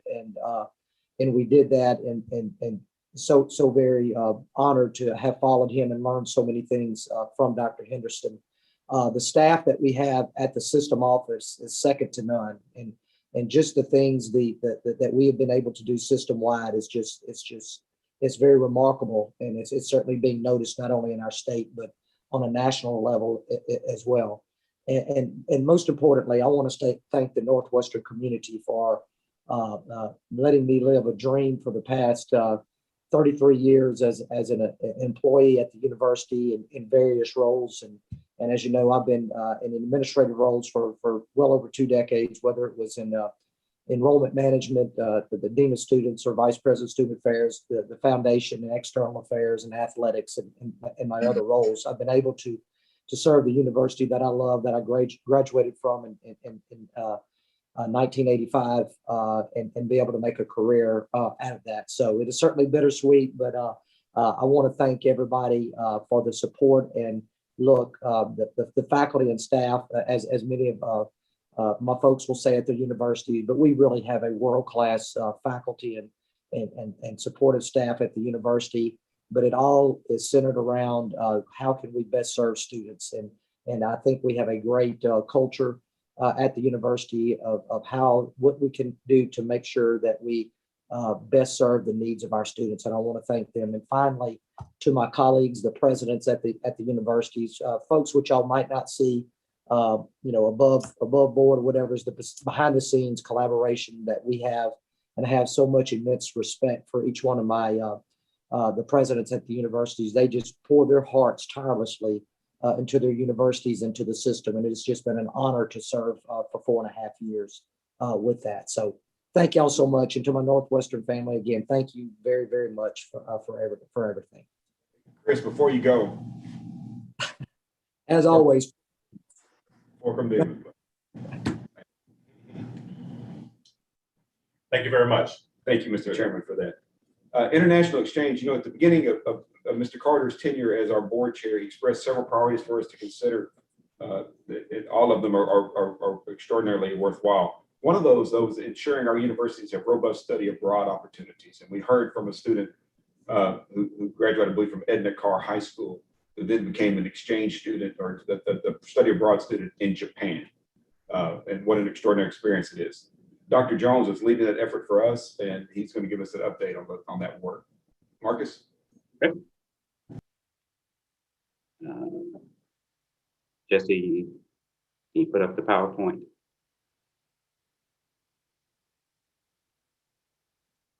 Thanks. So at January's board meeting, Dr. Clark asked us to gather data on the system study abroad programs, and he was particularly interested in the comparison between Pell and non-Pell recipients who studied abroad. So I want to thank him for tasking us with that because it allowed us to gather data that would help us to chart a more focused path moving forward. So Dr. Claire Norris reached out to the IR and international folks on the campuses to collect the data about our study abroad programs. So before I briefly discuss that data, I want to explain that this will be a very high-level overview.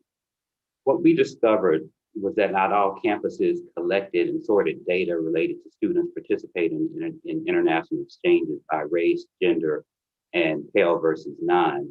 And additionally, we found out that some of the international exchange functions are managed through centralized offices while others were dispersed across various departments, which made data collection sometimes a little tricky. However, the following data will give you a pretty good idea of where we are as a system. So studies have shown that studying abroad provides students with critical life skills, and there is a clear direct correlation between students who study abroad and higher GPAs, attainment rates, retention rates, completion rates, especially as it relates to underrepresented and at-risk students. Students who have studied abroad have greater intercultural understanding, have a better grasp of the complexity of global issues, and are better equipped to work with people from other countries. These skills are important because as a research study released last year by NAFTA analyzed hundreds of millions of US job postings and found that more than 31 million job descriptions sought employees with skills that are gained through study abroad, such as adaptability, intercultural skills, and language skills. So where do we currently stand? So I'm not going to spend a whole lot of time on this slide because I shared most of this information back in January, but across the US system, we have 100 exchange agreements in over 30 countries with anywhere from 500 to 600 students on average participating in exchanges. And these are figures that are pre-COVID figures. So to have an idea of our international reach, this map shows where we currently have agreements. And as you can see from the map, highlighted in purple are countries where we have partner schools. Most of our partners are in Western Europe, Mexico, China, and Colombia. And for our students, there are a ton of locations in which to choose. And I have to say that our campuses have done a phenomenal job in providing desirable locations for international exchanges. So who is currently participating in exchange opportunities at our campuses? So based on the data provided to us by the campuses in 2019, overwhelmingly, the participants were majority female, non-Pell recipients, and majority white. So those are the students that generally are participating in the exchange opportunities that are available. So how can we explain some of the gaps in the data? So over the past couple of months, I conducted several meetings with the campus international directors about the implications of the data. I learned that the following areas are some of the common reasons why students do not participate in exchange opportunities at the campus. Top of the list, of course, is cost. Whether it be travel, visa costs, airfare, et cetera, that was the main reason that a lot of students did not participate. And then you had work and family obligations, lack of family or community support. And this was something that was seen, especially as it related to first generation students. Families may not understand the benefits of study abroad, so sometimes they may not support those first gen students in their quest to study abroad.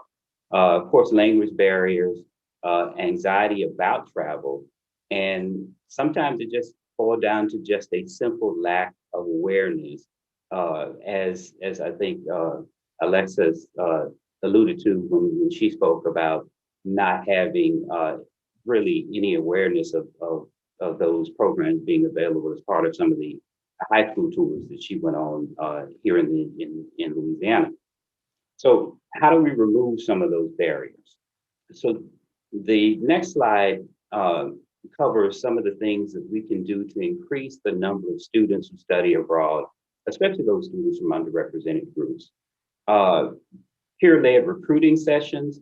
Several of our institutions, UNO and Northwestern in particular, have done a great job of making sure to have on-campus recruiting sessions that are led by people from underrepresented groups who have participated in study abroad programs previously. Sometimes having someone who looks like you to share their study abroad experiences can remove some of the anxiety that may exist around studying abroad. Including a study abroad component in high school recruitment presentations. Again, this is something that Alexis mentioned to me as one of the factors that made her decide to ultimately end up going to UNO. She became aware of the opportunities as part of a recruitment presentation, but this was a recruitment presentation in another state. Of course, scholarship opportunities, whether they be university scholarships or external scholarships that are provided by donors. It's important to have this financial support to help to defray some of the costs associated with studying abroad. A couple of other things. All of our institutions, collectively, we are looking at applying for some of the U.S. State Department grants that are available. There's a capacity building grant and 100,000 strong in the Americas grant through the U.S. State Department that we're going to look at applying for. And this will also help the institutions provide funds to students who are interested in studying abroad. We recently executed an MOU with ORT University in Uruguay, and we're working on a couple with the University of Nantes in France and the University of Plymouth. These will be system level MOUs that will be available to all schools in our system. Funding is another thing that was mentioned by several of the directors, international directors on our campuses.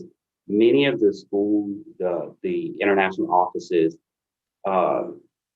the support that they receive sometimes is through self-generated fees, and because of COVID, a lot of times they have been unable to provide the level of support or level of service that they previously provided pre-COVID. So looking at funding from an institutional level to help support some of the international offices on the campuses. And then finally, Study Louisiana. This is designed primarily to impact more of the inbound students as opposed to study abroad students going, the outbound students. This is a consortium that's designed to promote Louisiana as a destination for inbound international students. And this is something that I've been working with the group to become a part of and help to promote Louisiana as a destination for international students. So the next slide is just a slide about Alexis, and I'm not going to go into any more about her, but it just underscores the importance of the international exchange opportunities that are available and how it changes, potentially can change the trajectory of a student who participates in an international exchange. Now, if I could have about 3 more minutes of your time, I'd like for you to hear from Aliyah Kott, who is the Assistant Provost for International Education at UNO.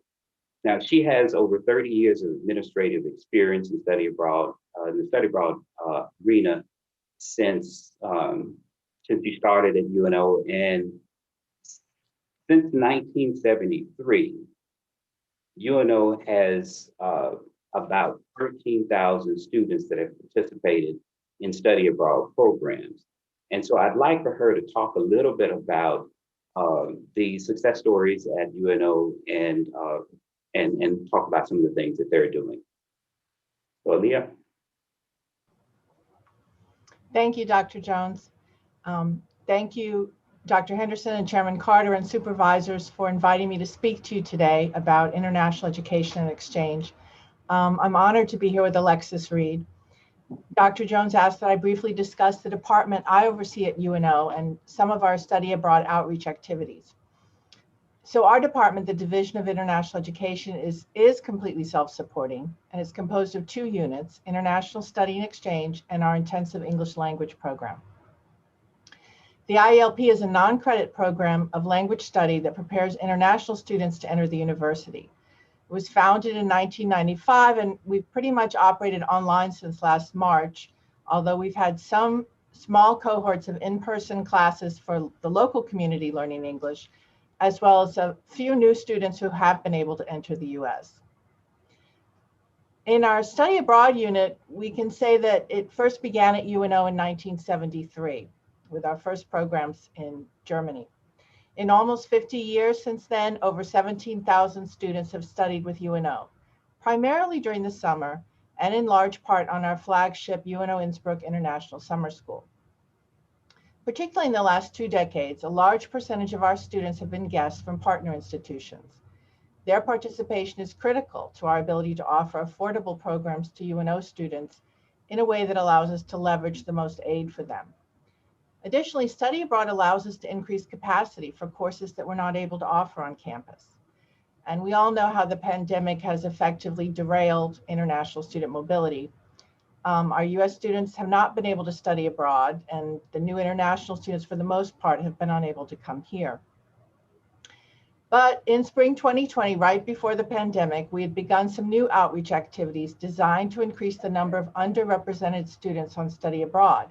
We wanted to engage them in peer-led focus groups and panel discussions. So our first new outreach session was called Conquering Your Anxiety About Studying Abroad. We directly addressed fears about travel and leaving one's comfort zone and the associated anxiety that can keep students from even applying. You know, when you're in this field for so long, you lose sight sometimes of the fears that students may harbor. The students who attended represented a cross-section of UNO, and the panel of study abroad returnees discussed their fears before they left about traveling, new food, meeting new people, language, etc., how they conquered them, and their advice to those considering study abroad. And for the most part, it was just do it. We will help you through it. We found that by couching the title in this way, though, we attracted students that we may not have otherwise with our typical study abroad information sessions. That was in January, and our second session in January was mentioned by Alexis earlier. That was modeled on Howard University's very successful campus campaign to promote study abroad to African American students. My graduate assistant at the time, who was a Howard alumnus, moderated the panel discussion composed of African American students who had studied abroad with UNO. There were about 20 students of color in attendance, which was a high turnout in general for a student event of this nature. The discussion was honest and robust. I listened, my other staff members listened, and we learned a lot. The students asked probing questions, and the panelists shared their advice for coping while abroad with respect to concerns specific to the African American community. Topics range from the inability to find certain hair care products abroad to issues of stereotyping and racism. We plan to incorporate the lessons we learned and the concerns that were voiced from both sessions into more inclusive pre-departure orientations and programming on site. We look forward to continuing these discussions when study abroad resumes, hopefully next summer, if not sooner. And we plan on adding future sessions on studying abroad for first-generation students, LGBTQ students, and even perhaps students with chronic health conditions. The study that Dr. Jones mentioned earlier by NAFSA shows us that these skills are very needed: adaptability, intercultural, more awareness of diversity and inclusion. But only about 10% of students had the opportunity to study abroad before the pandemic. This means that up to 90% of our graduates may be entering the workforce without the global skills, knowledge, and experiences that would position them for success in the global marketplace. And I think we can do better. You might be interested in some demographic information about our study abroad students. I can tell you that the race and ethnicity breakdown of the 238 UNO undergraduates who have studied abroad since 2016 pretty much aligns with national statistics for study abroad and with the statistics that were shared with you earlier. Additionally, though, we're proud that 21% of those students are first-generation college, 37% are Pell eligible, 10% are over the age of 25, and 2% are veterans, because there's also some post 9/11 GI Bill money for veterans to study abroad. So we're proud of these numbers. We're excited to present to you today, but we want to do better. Our ultimate goal is to increase access, equity, and diversity in study abroad. And frankly, we know with your support and partnership, we can reach these goals. So thank you for your time and consideration. Thank you, Aaliyah. And I only have 2 more slides. So the next one just outlines or shows you the campus directors and representatives in the international area that helped to compile the data, and also the ones who are on the campuses that are actually doing the work. And I'd like to thank them for taking time to meet with me on several occasions and to share their insight and their input. And I'd like to thank Dr. Clark for participating in several of the calls and providing his input, and Chairman Carter for charging us with this task. And at this point, if you have any questions, Aaliyah is available. Alexis is still on, and I'm available to answer any questions you might have. Marcus, thank you very much. Exemplary work on that, and we can't wait to see more. We can't wait to go to Uruguay to execute that agreement. Now I'm going to turn to Claire and have Claire Norris has been working with a network of chief diversity officers across our system, and we thought you would want to see their faces, and so she's going to it's just an introduction. It's not a life story on any of them. It's just an introduction with their name, but we thought you would want to see them. So Claire. Henderson. Oftentimes I, get to present the work of the Chief Diversity Champions.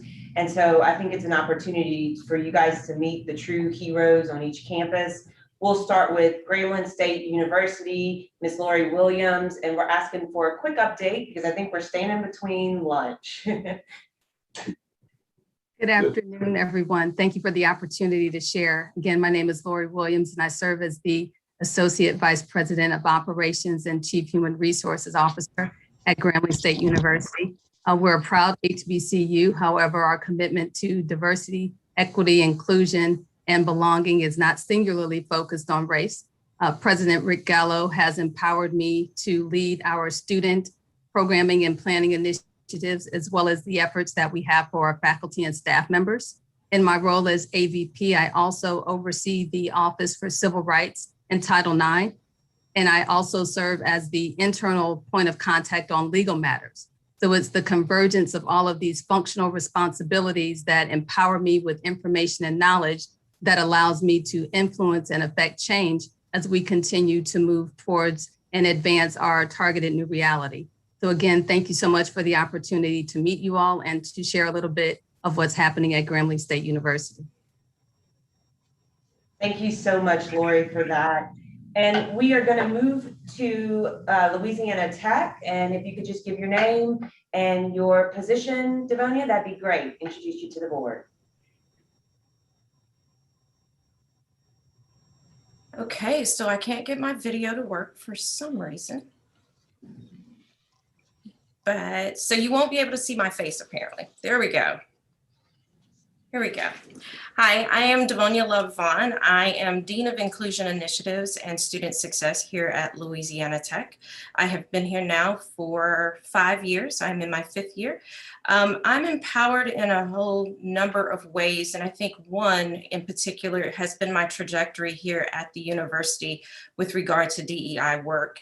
I came in as a coordinator of multicultural affairs, and in just this short period of time, the university has demonstrated our commitment to inclusion work as well as accessibility. And I'm now the Dean of Inclusion Initiatives and Student Success. And so the work that we do is critical and important.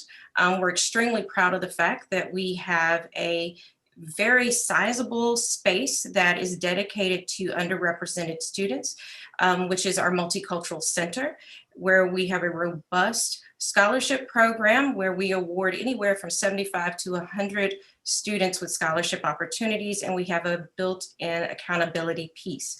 We are currently growing our campus-wide inclusive excellence initiatives, which will include our faculty and staff, and it is an honor and a privilege to serve this great institution. Devonia. And her husband is a track coach at Grambling State, by the way. That he is. We are a system family. Our daughter is at Grambling State as well. So next, we're going to move to McNeese State University, Ms. Chris Youngblood.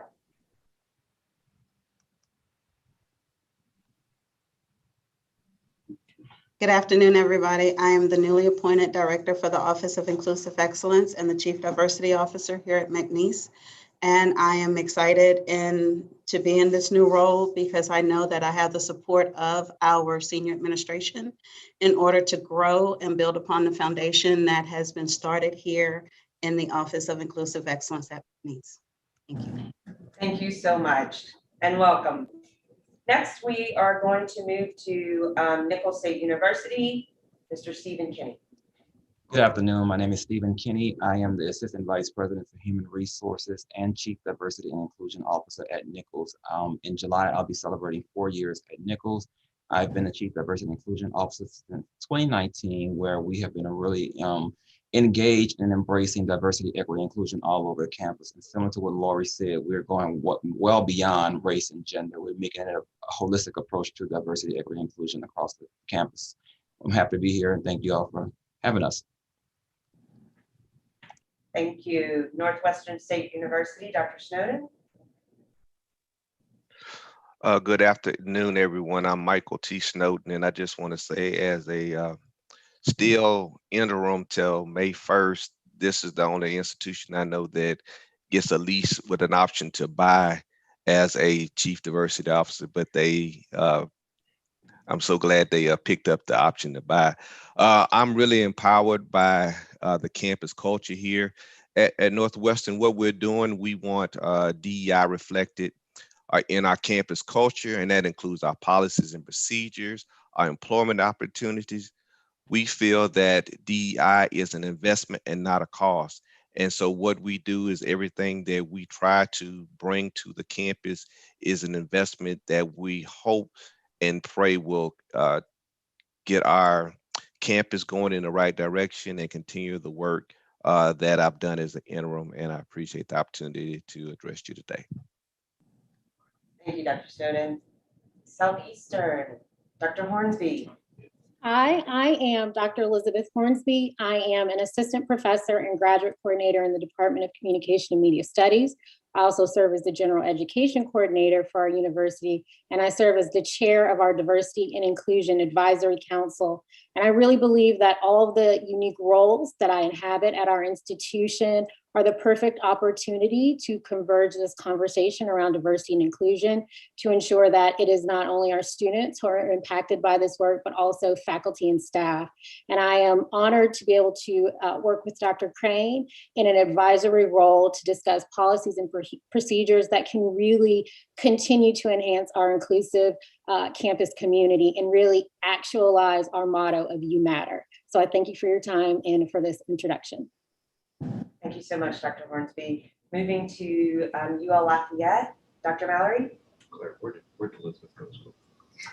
Good afternoon. My name is Tanisha Mallory, and I'm the Executive Director of Strategic Initiatives and Chief Diversity Officer at the University of Louisiana at Lafayette. I'm originally from the big town of Scott, Louisiana, right outside of Lafayette, so this is home for me. I joined the university a little over 6 years ago in this role, and really have been impressed by the progress that we've made, certainly in the last 6 years since I've been here. I've seen an increased commitment across campus and ownership in diversity, equity, and inclusion work. I think, as we had released our strategic plan for inclusive excellence in 2019, it really was a goal to empower other people on campus to really recognize that DEI work is not one person's work or one office's work. And certainly in the last year or so, I've seen a lot of progress in terms of colleges, departments, and individuals making the strides necessary to dismantle those systemic injustices that we work so hard to make progress on. So thanks for having me. Thank you, Dr. Mallory. Now we're going to move to University of Louisiana at Monroe. Dr. Salisbury. Yes, good afternoon, and thank you for having me. Again, my name is Dr. Pamela Higgins Salisbury. I am originally from Denver, Colorado. However, I have been here on the campus of first NOU and now ULM for 40 plus years. And during that time, I have matriculated from being a committee member and then the chairperson of the diversity committee. And I have seen that approach evolve from just a committee to now the Office of Diversity, Equity, and Inclusion. And I am now the executive director of that office. I am a social worker at heart, and the core skills of social work, specifically service and equal treatment under the law, or the economic and social justice, and also the dignity and worth of individuals, I believe has led me to where I am now. And the university is committed to, as it's been stated, not only looking at diversity from students, faculty, but what we can do as a university to move this initiative forward for everybody on this campus, as well as in the community that we serve. And so I am very happy to now exchange my hat from being the director of the School of Behavior and Social Sciences and a full professor in social work to now this position. And it's to me just a natural progression to be where I am now and to help the university. This is the first time we've had this office, and I am proud to help the university build it to this full capacity. So thank you. Dr. Salisbury, I appreciate you so much. Dr. Johnson at the University of New Orleans. Good afternoon, everybody. I really thank you for this opportunity for you to put a face to the name. And I wanted to start by saying that I'm really pleased to be at the University of New Orleans. This is my second year. I came here from Middle Tennessee State University, where I rose to the faculty rank and also served as interim vice provost for academic affairs and chief diversity officer. At UNO, I'm the associate provost for faculty and diversity affairs. So I lead both faculty affairs and diversity affairs. I want to say, and this is really important to me because it tells me that Dr. Nicolo's vision is empowering, in that UNO has decided to integrate diversity in everything that we do. And that's articulated in our a core value. DEI constitute a core value at UNO. And so what we do is to ensure that our expectations as well as a strategic work are, UNO, that DEI is part of what our expectations and strategic work. I also want to say that the fact that this position, the chief diversity position, is occupied by someone who holds the position of associate provost for faculty affairs shows the priority that Dr. Nicolo has given to faculty, especially the recruitment and retention of minority faculty. Lastly, I have to doff my hat to the UL system, especially Dr. Claire Norris, because she has been an invaluable partner in actualizing the commitment and desire that we have at UNO to move DEI forward. So thank you so much for this opportunity. Appreciate being here. Thank you so much, Dr. Johnson. Yeah, this is James Carter. I want to thank all of you all for showing up and presenting today. This is a specific request I made, and I want to thank the entire UL system board for making qualified diversity a priority. I wanted the world to see each one of you and to understand that each one of you have real power to exact change, qualitative change in the various systems. And if it's not a qualitative change, then it's just sort of academic, if you will, right? So we want to make sure that you are empowered, that you have all the resources that you need to really implement qualified diversity. And so to the extent that you need any help, assistance, or there's something that we need to know to help that along in any way, I'm publicly suggesting that you call us ASAP and let us know what's going on at the various campuses. when I was first appointed to this board roughly 6 years ago, each university did not have a person of your caliber, or persons of your calibers in the C-suite of the universities to exact such important qualitative alignment and value to the various universities.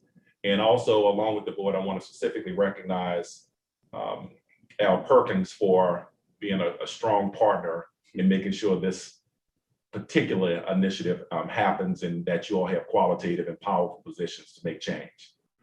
All right, so thank you all so very much. Appreciate you. Thank you, Mr. Chairman. And the board members, I will be, and thank you to our Chief Diversity Officers for your work and for your counsel. Mr. Chairman, I will be sending the board later today an announcement about a Black Male Summit that will occur on June 17th. It is being, we have a council made up of personnel from across the system that will make this an extraordinary event. I'll also send you an update on the Management Leadership Institute in its 4th class. And it's important to note that 6 of the 9 Chief Diversity Officers you just heard from are graduates of Management and Leadership Institute. Excellent. Mr. Chairman, that concludes my report. All right. Concludes your report. And I just want to remind everyone of the board itself in terms of our personal financial disclosure statements. Again, we need to remind you that our annual financial disclosure statements for 2020 are due to the Board of Ethics by May the 17th. If you need any assistance or have any questions, feel free to contact Ms. Sandra Green. Annual training. If you have not already completed your annual training, please make sure to finalize the Ethics and Preventing Sexual Harassment training. Bruce today email you the information necessary to access these required courses. Feel free to contact Bruce today if you need any help with that. Commencements. Some of our campuses have already held commencement ceremonies. Sandra has assembled all the dates for the future events. Next meeting, our next regular board meeting is June the 24th. Is there any other business that needs to be dealt with? Well, if there's no other business, I will entertain a motion to adjourn. So moved. All right. Supervisor Bear moved, and do we have a second? Second. Seconded. Second, is this the students' last meeting before I accept that? Students should come back in June. Okay. Next meeting is the last meeting. All right. I want to thank you all so much, and that represents a ending to this meeting. Thank you all so much. Have a great day. Thank you. Thank you. Good job.